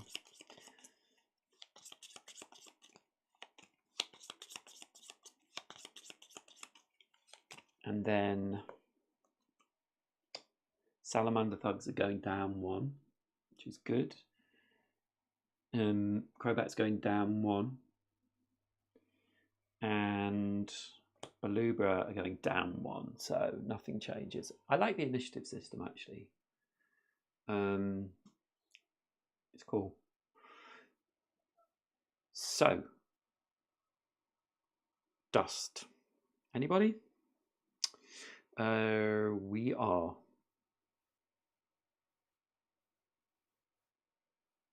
Going here.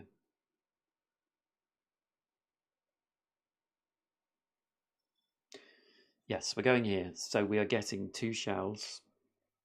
We will get 2 spirit.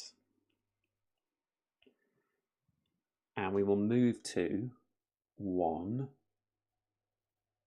2. And we will interact with A. So let's see what happens. So we read 4-3.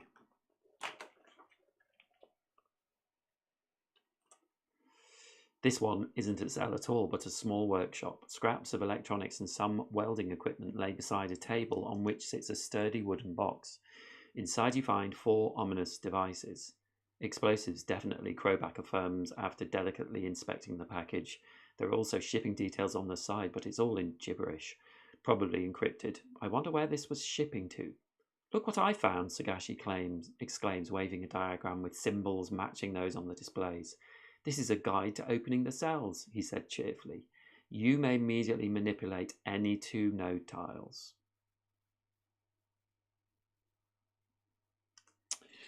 So we want to do square and triangle now.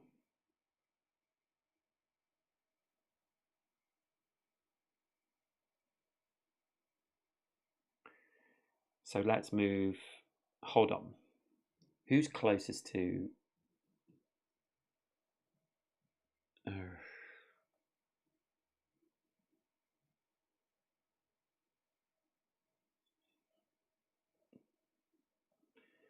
Square and triangle. Square doesn't need to be activated. We don't need to activate this one, but this one we will need to, where Crowback is.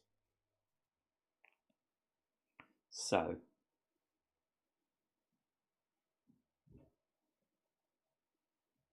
but if we move this up here, then we won't need to do that. So he can sort of move away from here. Well, I'm just worried about these 2 because they can. This one's on the move. Is going to kill that one first, but this one will be released as well. And I'm just worried because Crowback is in his last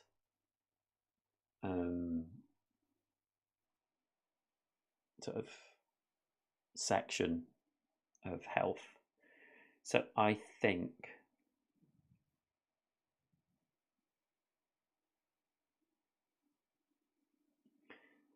we need to open square triangle, and this we can just move anywhere. So let's move triangle 1 and then 2. So the triangle opens.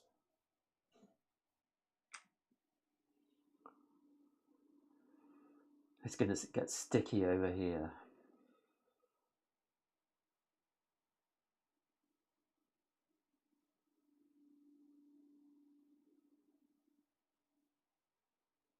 And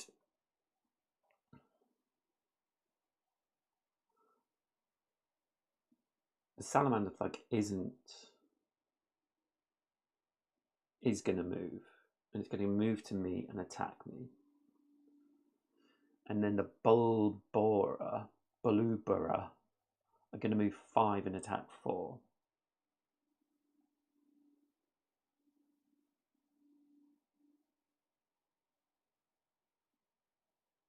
So I'm going to have to fight my way out of here.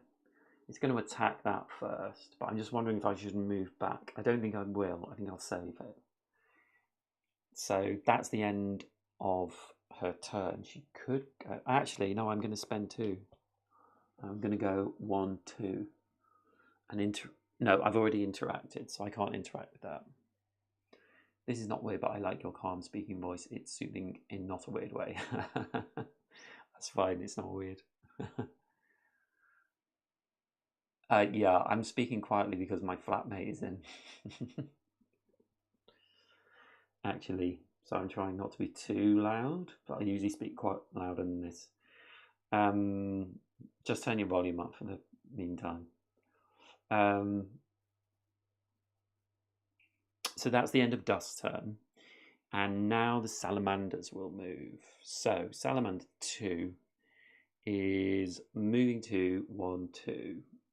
And range 3, 1, 2, 3. Not in range. Blue salamander, did they die? They did. Red salamander is going to move to 1, 2, and is within range, and is a mutant.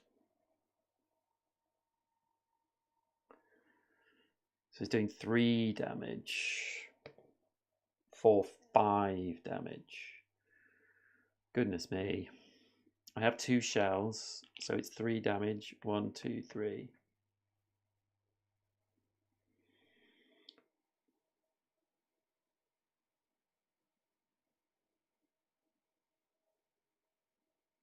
I think he's going to head over here and get this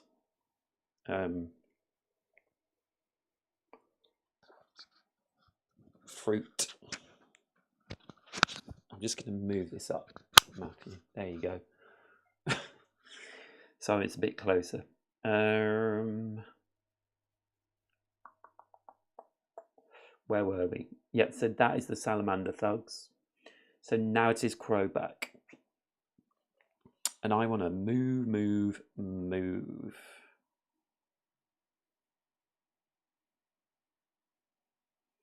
So I'm going to go here. And I'm going to move. Oh, get 1 in there. And I'm going to move for 4. So I'm going to go 1, 2, 3, 4. And I can interact with that console. So now I can move this here for 1. So next turn he will be able to open this. So I've done my 4 moves. That doesn't do anything. And that's the end of Crowback's turn. So the Bluebird are on the move, and number 1 is now released. So it's moving 5. 1, 2, 3, 4, 5, and attacking for 4. So it's attacking number 2 for 4 plus the other die. So it does 5 damage to this one. 1, 2, 3, 4, 5. And then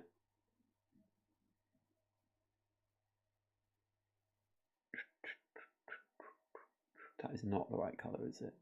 This one is still locked up.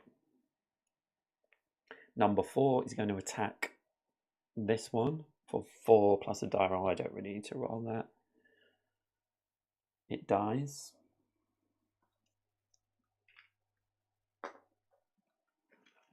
And leaves a token behind.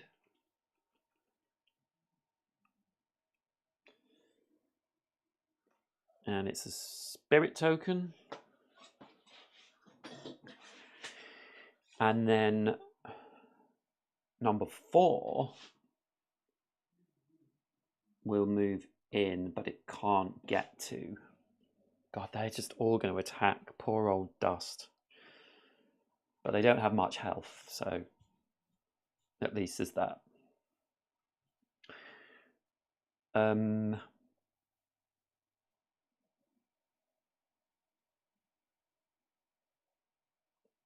So that is the Danubras. And that's the end of the round. And we're not moving any cards again. We're going to round 9. And we draw up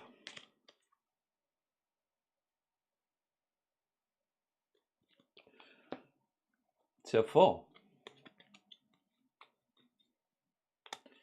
So.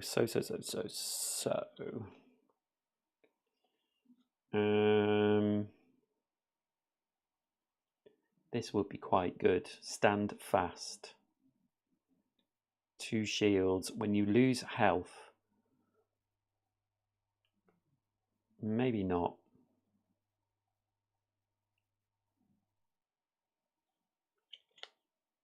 Maybe I'll use Defensive Spirit, which is a card I bought. And just to let you know. And then Dust. We need to do some moving and maybe some attacking.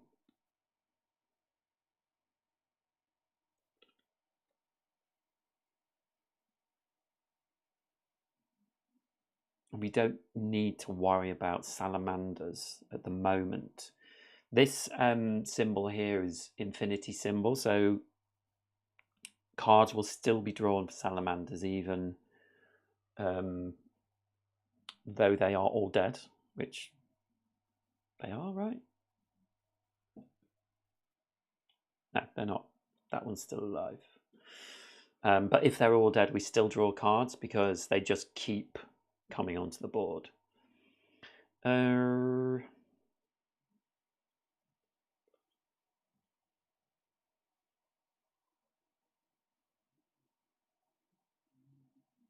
I kind of want to keep out of the way of this salamander thug and let them deal with it, so it keeps them out of my way as well. Yeah, I'm just being a bit quiet because my flatmate came home for half an hour. But I don't have anything. So I have Spinning Blades, which would chain and attack. I might save that for next turn. Just depends how quickly the Belubera are going to move.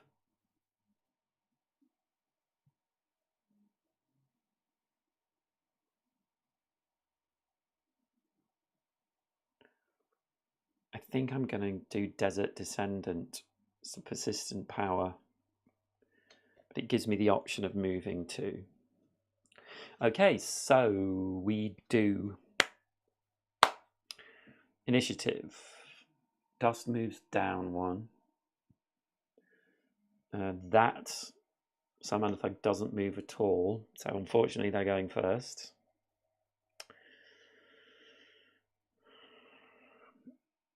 Crowback moves up 1 and the Belubera move up 2.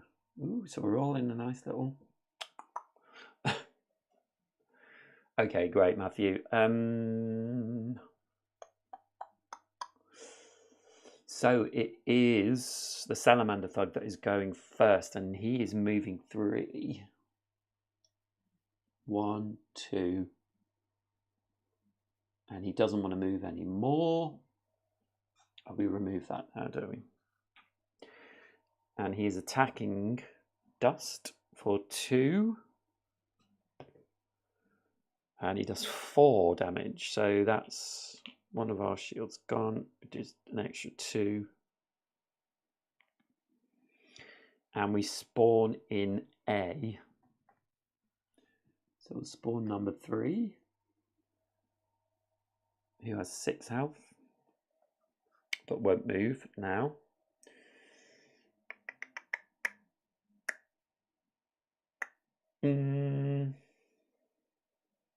Yeah. So now Dust, I think.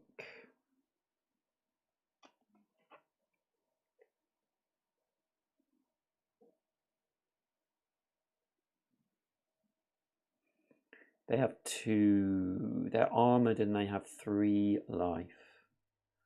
I think I'm going to let the Salamander Thug go for them.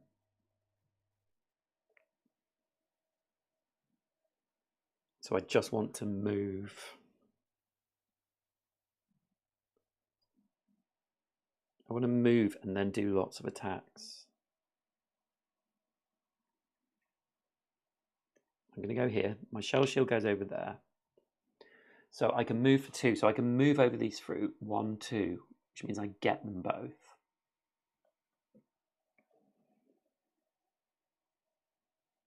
So I can potentially spend them if I need to.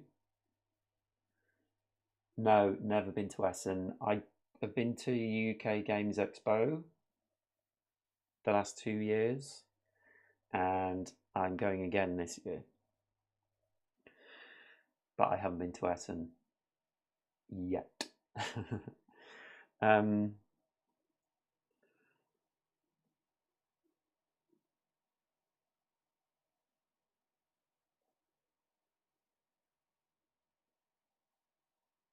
And where did I put that? There, didn't I? So I'm moving 2, I'm getting 2 block, and I'm getting 2 spirit. And that's the end of her turn. And now it is Crowback's turn.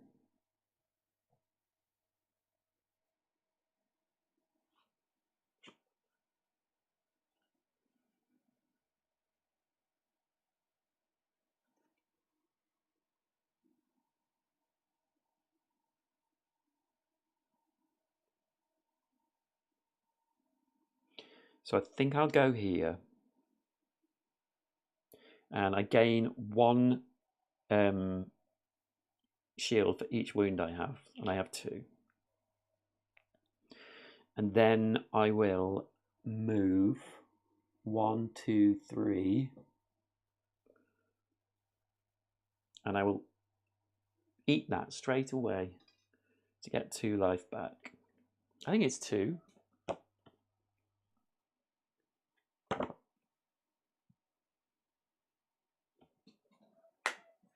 I think it's 2.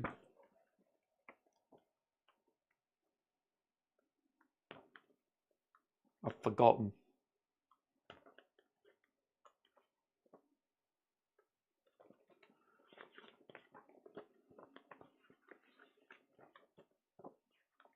Fruit.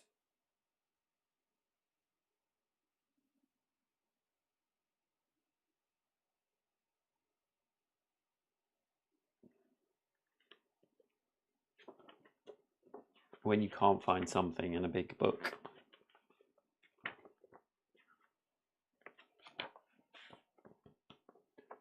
Fruit.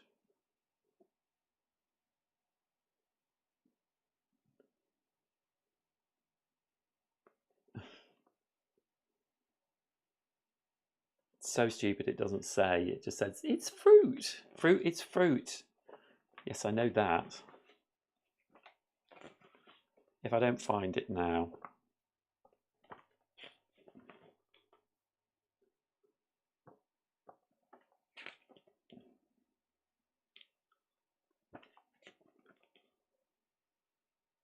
Fruit is fruit again. Stupid.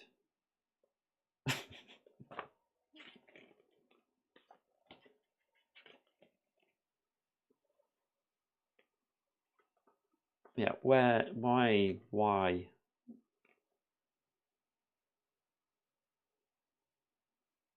Why? Eat fruit to heal 2. Great. I was right. So I did the 3, and now I can move for 2 as well. 1, 2. So I can interact again, and if you move with this card, heal 2. 1, 2.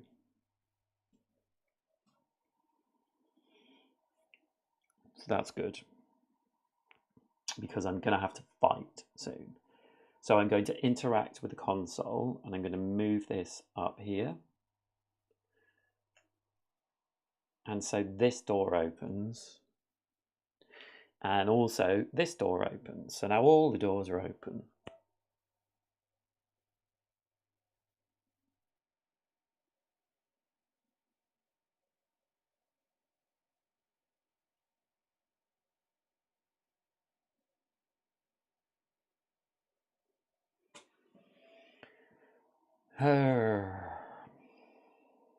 Okay.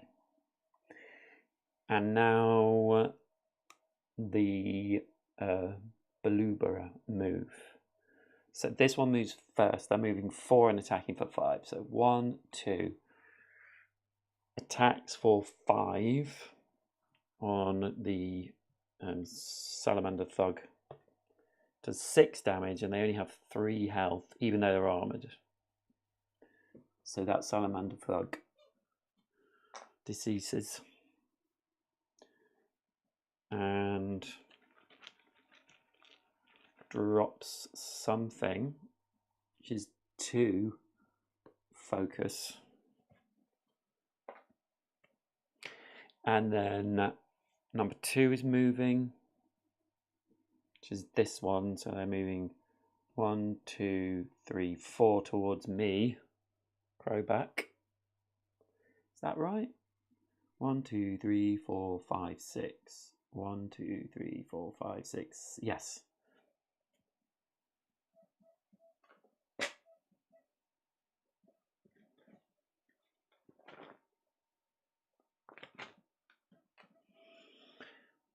And then the blue one is attacking this one, so it's 5 damage.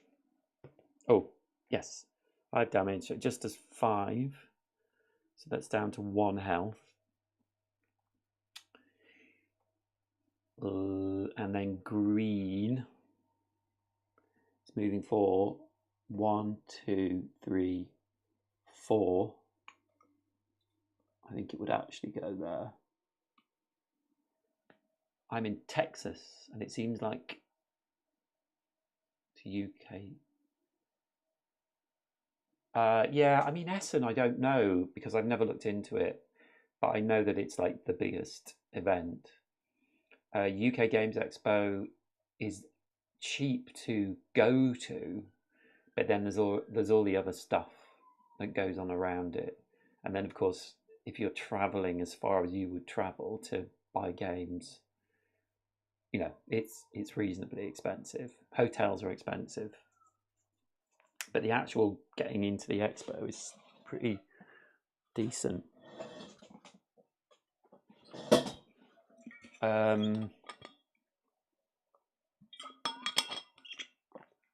Okay.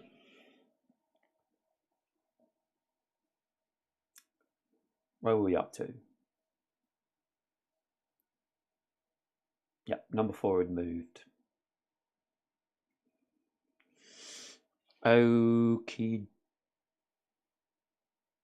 dokie. I should have put a wound on here.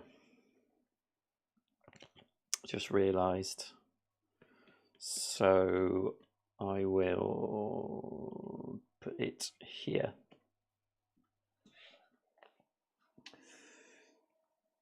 That's the end of the round. So what's round 10? We're getting close to the end.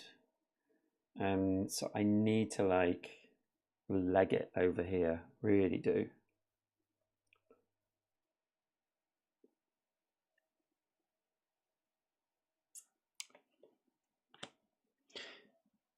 I think this is quite difficult with just 2 players. Like with 3, it would be a lot easier.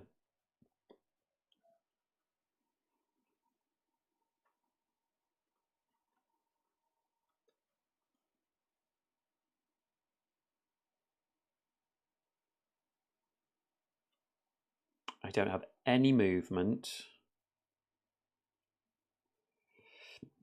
Although I probably could do with trying to take this one out.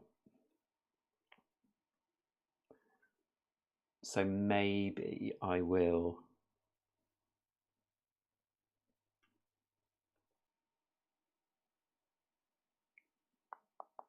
do a chain attack. 1, 2, 3, 4. They only have 3 health, these things. So I think I will use this defend. Move up for crowback and dust.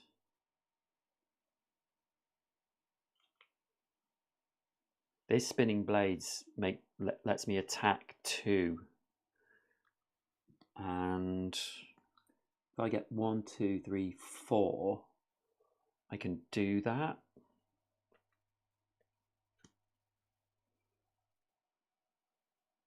And I could, yes, I could do that. So I'm going to go there with the spinning blades. So initiative.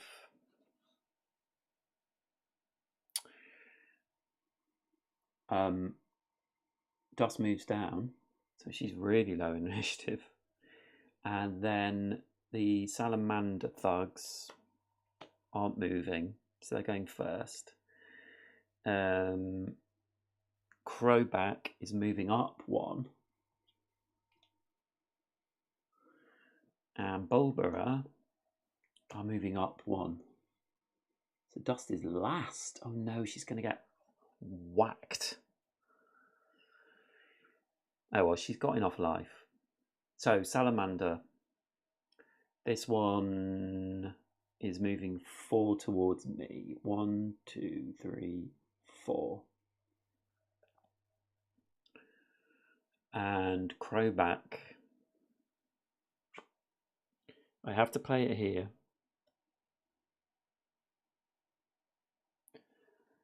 So I can move 2, 1, 2, and attack this Belubera.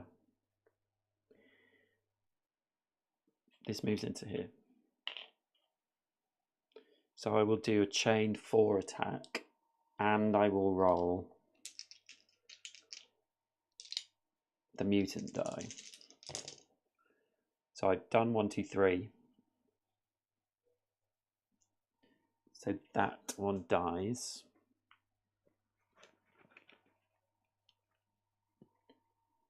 And I get a 2 spirit, which I don't really need. And then I can take 2 spirit or 2 block.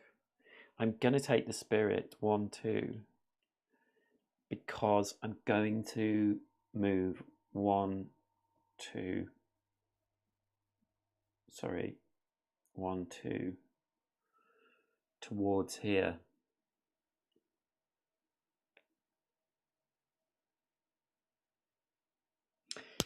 And at the end of my turn, because I've completed a row, these go out into my discard, but this stays on this section. And I can discard cards that I don't want. And honestly,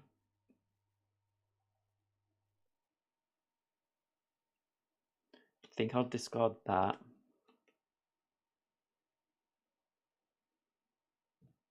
I might need to do a lot of damage. So I'm going to keep that 1 and draw up to 4. Good, I've got Menacing Advance move. Yeah, probably be using that next. So that's Krobak's turn, and then it is the Beluga. Oh, goodness me. So, number 1 is moving 4. 1, 2, 3, 4.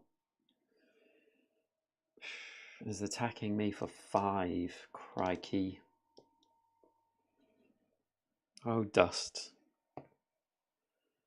So it loses 1 and but stuns me, which I can place. So these little things go on here. So instead of 1 focus, I get 1. Instead of 2 focus, I get 1.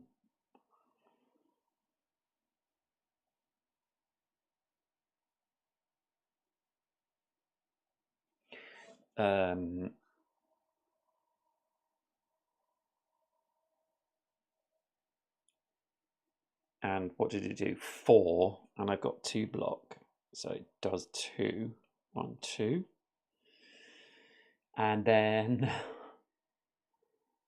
blue 1 is moving 4. 1, 2, 3, and attacks that one, and it will just kill it.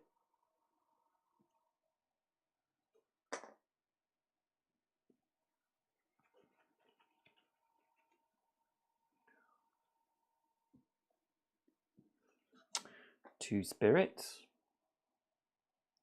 and then this one will go 1, 2. So I'm completely pinned in, and it's going to attack again for 5, and stuns me again, which I can't do. So it's 6 damage. 1, 2, 3, 4, 5, 6, and I have to take another wound.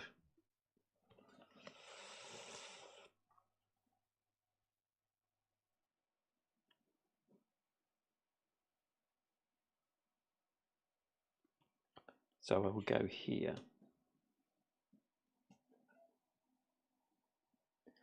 And then it's dust. And I'm hoping this is going to kill them both. So we are doing a 1, 2, 3, 4, 5 attack, 5 die attack. And this die will apply to both of them because it's oh, you can just see there, it hits 2. And I heal 2 for each other attack chained with this one. So there are 2 others, so I get 4 back. 1, 2, 3, 4. And then this is the attack on both of those. So I do 1, 2, 3, 4, 5. So I kill both of them, which is great. So we get 1 token there, or 1 token there.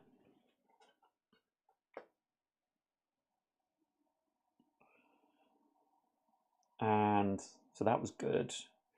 So these 2, what were they? The blue one is left. So these 2 die. And the green one died at some point. Everyone's dead. Wow. And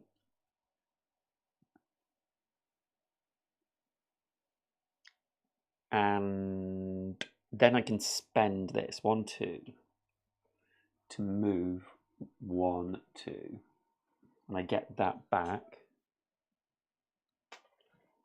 So we get 2 back, and I will spend it again to move 1, 2.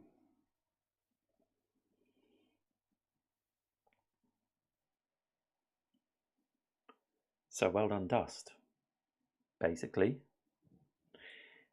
And I really need to run fast to get over here. Oh, oh, and she did this. So they go out. And so she can discard cards because that happened. I mean, I don't think it really matters now. I'm going to discard that one. Draw up to 4.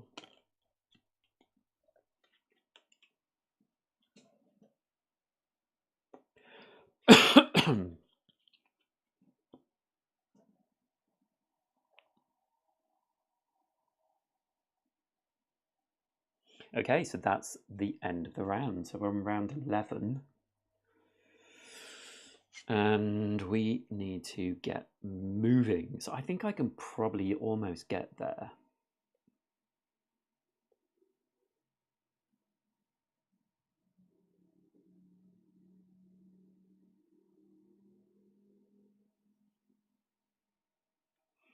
So I could play this here.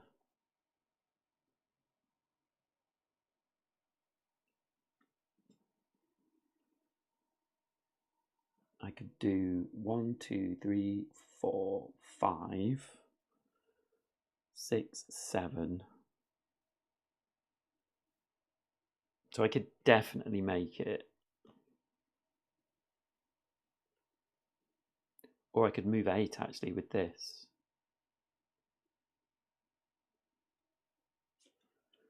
One, 2, 3, 4, 5, 6, 7, 8. Yes, I can make it. So I'm going to use Menacing Advance. I don't know if this is the end, but I need to get over there. And then Swiftfoot, I think.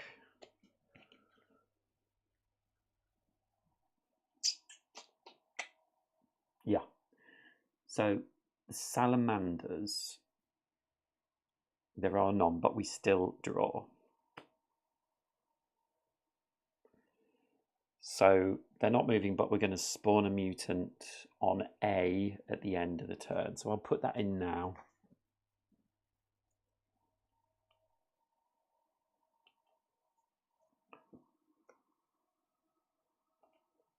And it's a mutant.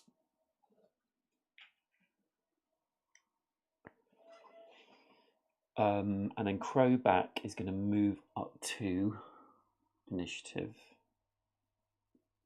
Oh, they move up 1. We move up 2.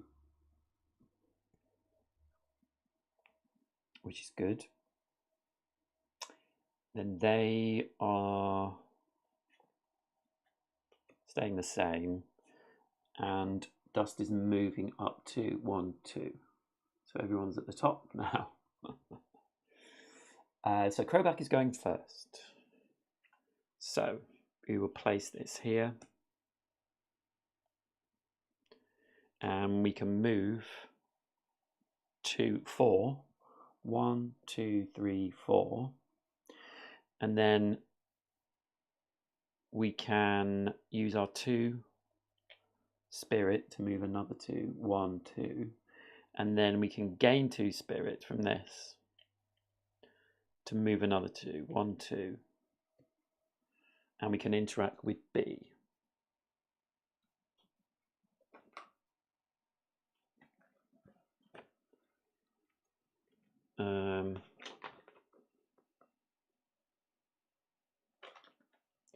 So we interacted with A and went to 4.3. So the cell door creaks open and you see a tiny figure crouched in the darkness. Case looks relieved when he sees you.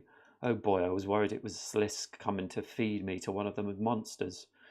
Don't worry, mate. They've already had their snack. Axel groans, flashing a nasty scratch on his forearm. You help lift the exhausted chameleon boy to his feet. Case gulps as he peers out of the doors and sees the mayhem Bulboros are causing. Did you find the package? He blurted out suddenly. Can't leave it here, too dangerous. Case, you need to tell us what's going on, Dust says. We got your message, but then you disappeared. Can't hang around, Case says, eyes wild with fear. Slisk will be here any minute now. I can't be forced to take sides again. My reputation and all, you know. He winks at you. Case waits, but the chameleon has already vanished. Axel lets out a long-suffering sigh. You're welcome, buddy. Bonus objective. Congratulations, you have found Case. Plus, mysterious package. If you have not found narrative A token and still have time, you continue exploring the cells. So I have found the mysterious package. So we read section 4A5. Case was found. Ah, glad to be out of this den, Cayman says, puffing loudly as you take cover in a nearby alley. Hey again, says Case, appearing right at the Cayman's side. You still here? The huge grunt, startled. I thought you were one of those manders that nearly squashed you. Just wanted to thank you properly. The chameleon unlocks the door with a brass key and reveals a room filled with precious dried fruit. One of Slisk's stashes. Take as much as you want. Also dust. I promised you an explanation, but sadly, there's somewhere else I need to be right now. He scuttles away, blending into the shadows. He didn't seem sad at all, Dust says with a sigh. Case thanks you with a stash of dried fruit. All heroes gain 3 XP and 3 fruit and 2 fame. Okay, so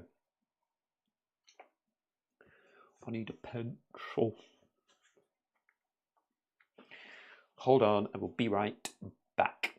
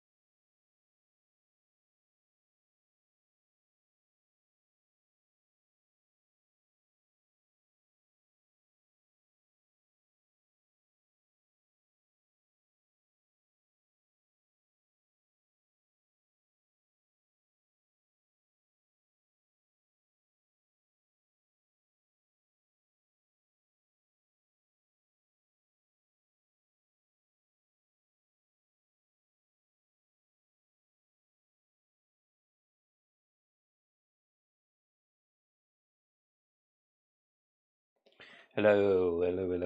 So, let's just mark these up. So,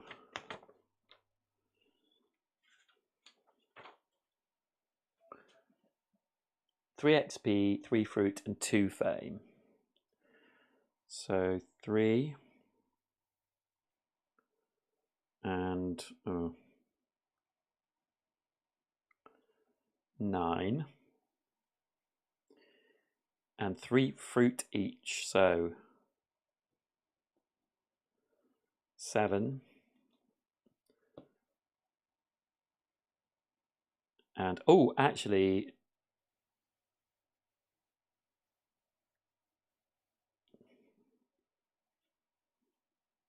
how many did he have? 3, 6, so that's 8, isn't it? I can't remember what I just rubbed out. We'll say 8. And 2 fame, so this is the fame track. So we're up to 10. That doesn't do anything at the moment. Everyone has the same fame track because we're in a group. Trim. Each hero may trim 1 action card from their deck. Reminder, battle scars are not action cards.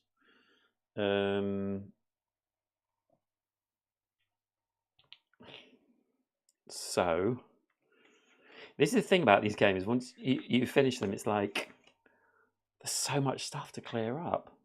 I lose that one.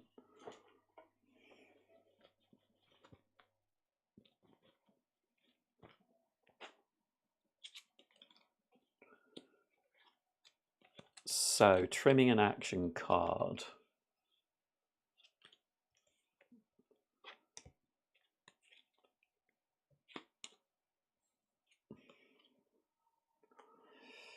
I think like something like this with a 2 strike.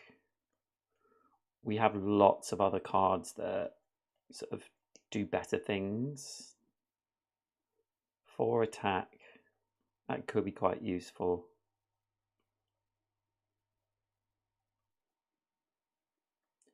I think it's got to be a basic card like that.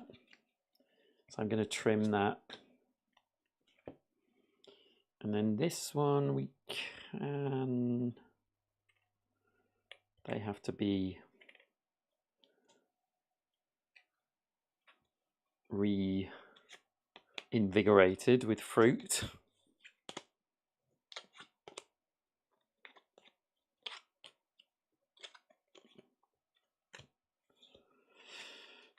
So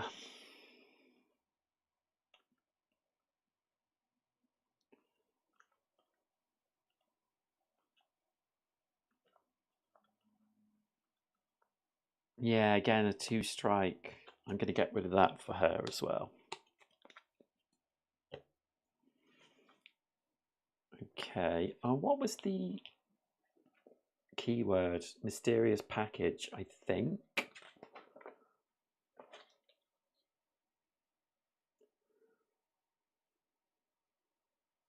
Bomb schematics.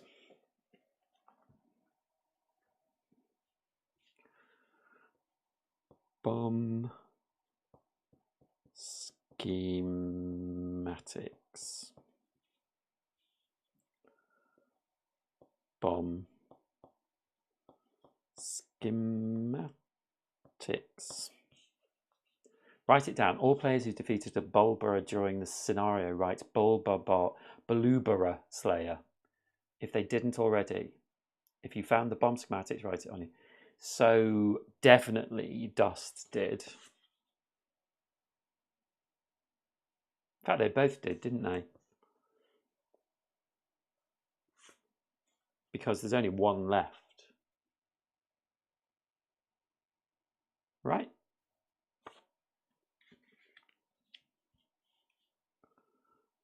But definitely Dust did. Balubara Slayer. Yeah, I think they both did. Balubara Slayer.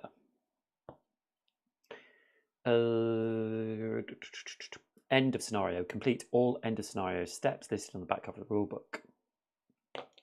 So, rewards. Gain the scenario specific rewards. Mark fruit. Goals. Choose one completed goal and advance its path 3 spaces. So I only completed a goal for Dust. So Dust's was flow. So she gets 1, 2, 3. So now we can mark off one of these. And we can do the night, one of the night ones. We can travel light, we can trim a card, gain 3 XP if it's not, but I don't think we'll do that. At the start of scenario, scan 2. So scanning, I've forgotten what scanning is. Just looking at cards.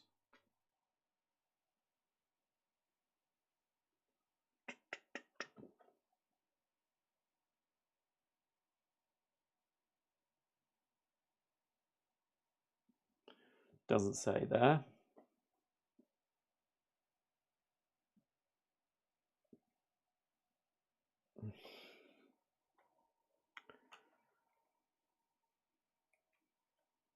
This is a good game, but I do think some things are not well set out.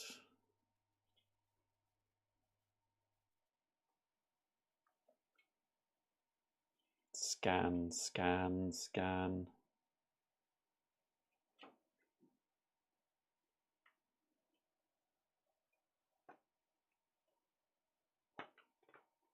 Scan. Draw 2 cards, then discard 2 cards. You may discard battle scars drawn this way. So we can do scan 2, battle ready. At the start of the scenario, place 1 card with chain from your opening hand onto your Nexus grid. Interesting. Or we can have 2 reserve power cards. Or at the scenario end, may be spent as fruit to recharge items. I might do that actually.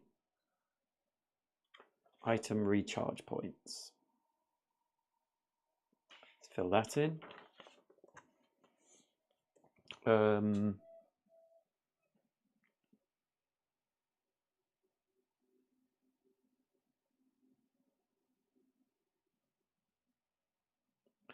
And he didn't complete any goals, unfortunately.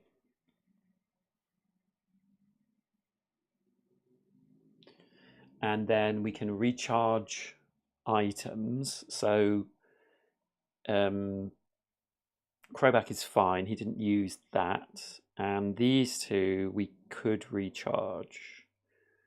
So they're gone now. Dried fruit. Fruit turns into dried fruit. So Dust has 8. I'm not sure about this one.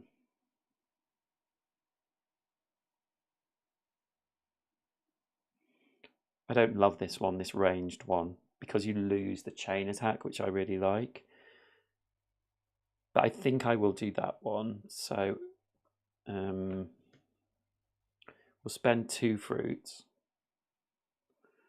to recharge that. So we're down to 6, and this one will go back into the bag.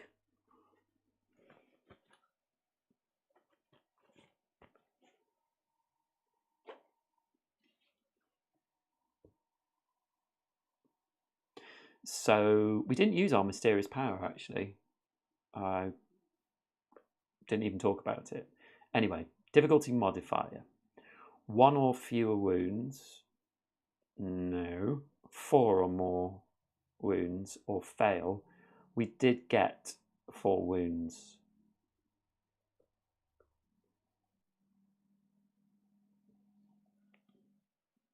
And actually we need to mark off wounds.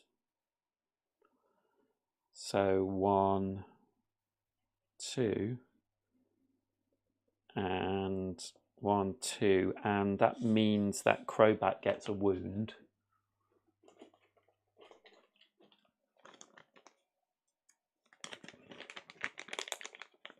So we just draw the top one off the deck, and it's Nervous Twitch when drawn, place on your Nexus grid and redraw. So we can discard, we can get rid of wounds in the next section. But we read on for now. What are Slisk and his thugs planning? You'll have to investigate this further when you get a chance. It's time for your next briefing with Iran Toru. When you are ready, advance to Chapter 5. So let's just have a look at Chapter 5. But I'm not going to play this now.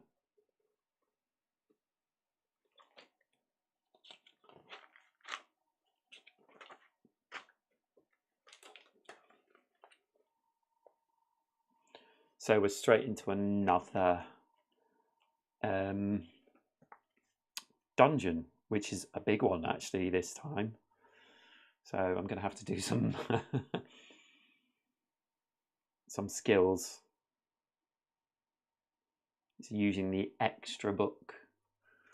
So there we go. I think we will probably start reading this next time I play this. Yeah, I do like this. But there's a lot of stuff.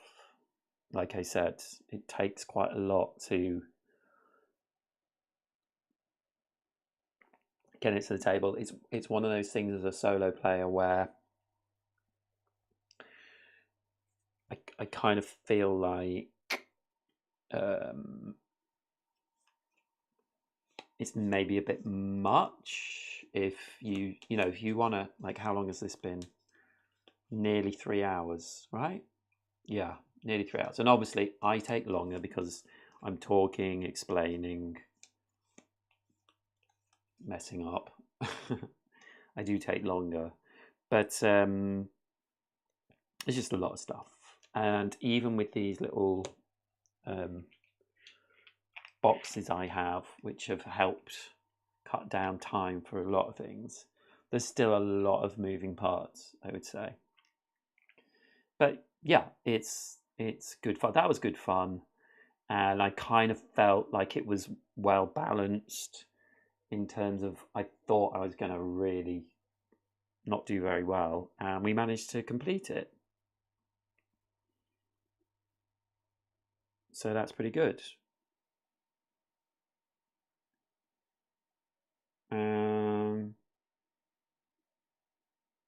Yeah, there we go.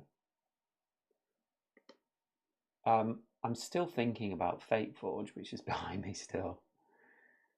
Sorry, Matthew, if I didn't read it. I am back. I'm working on my rental units. I enjoy watching you play games. Oh, thank you, Matthew. I'm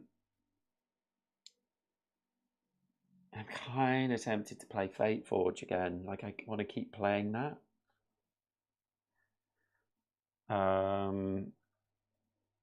But I have tomorrow, I'm playing Act 2 of Slay the Spire.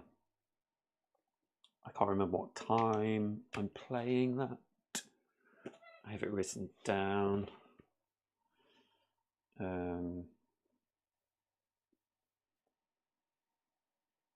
So I'm playing that at 3 tomorrow. And then the week after, I haven't logged anything yet, but I think Fate Forge on Monday. Because I still have, you know, the itch to play it. And then I want to play some other stuff, because I've been doing a lot of campaign-y type games over the last week for various reasons. And yeah, so there we go. So I'm going to go. Thank you so much for watching. I hope you've enjoyed this. If you haven't, please subscribe and please give this video a like. It helps me. And I will see you in the next live stream or video. Okay, take care. Bye.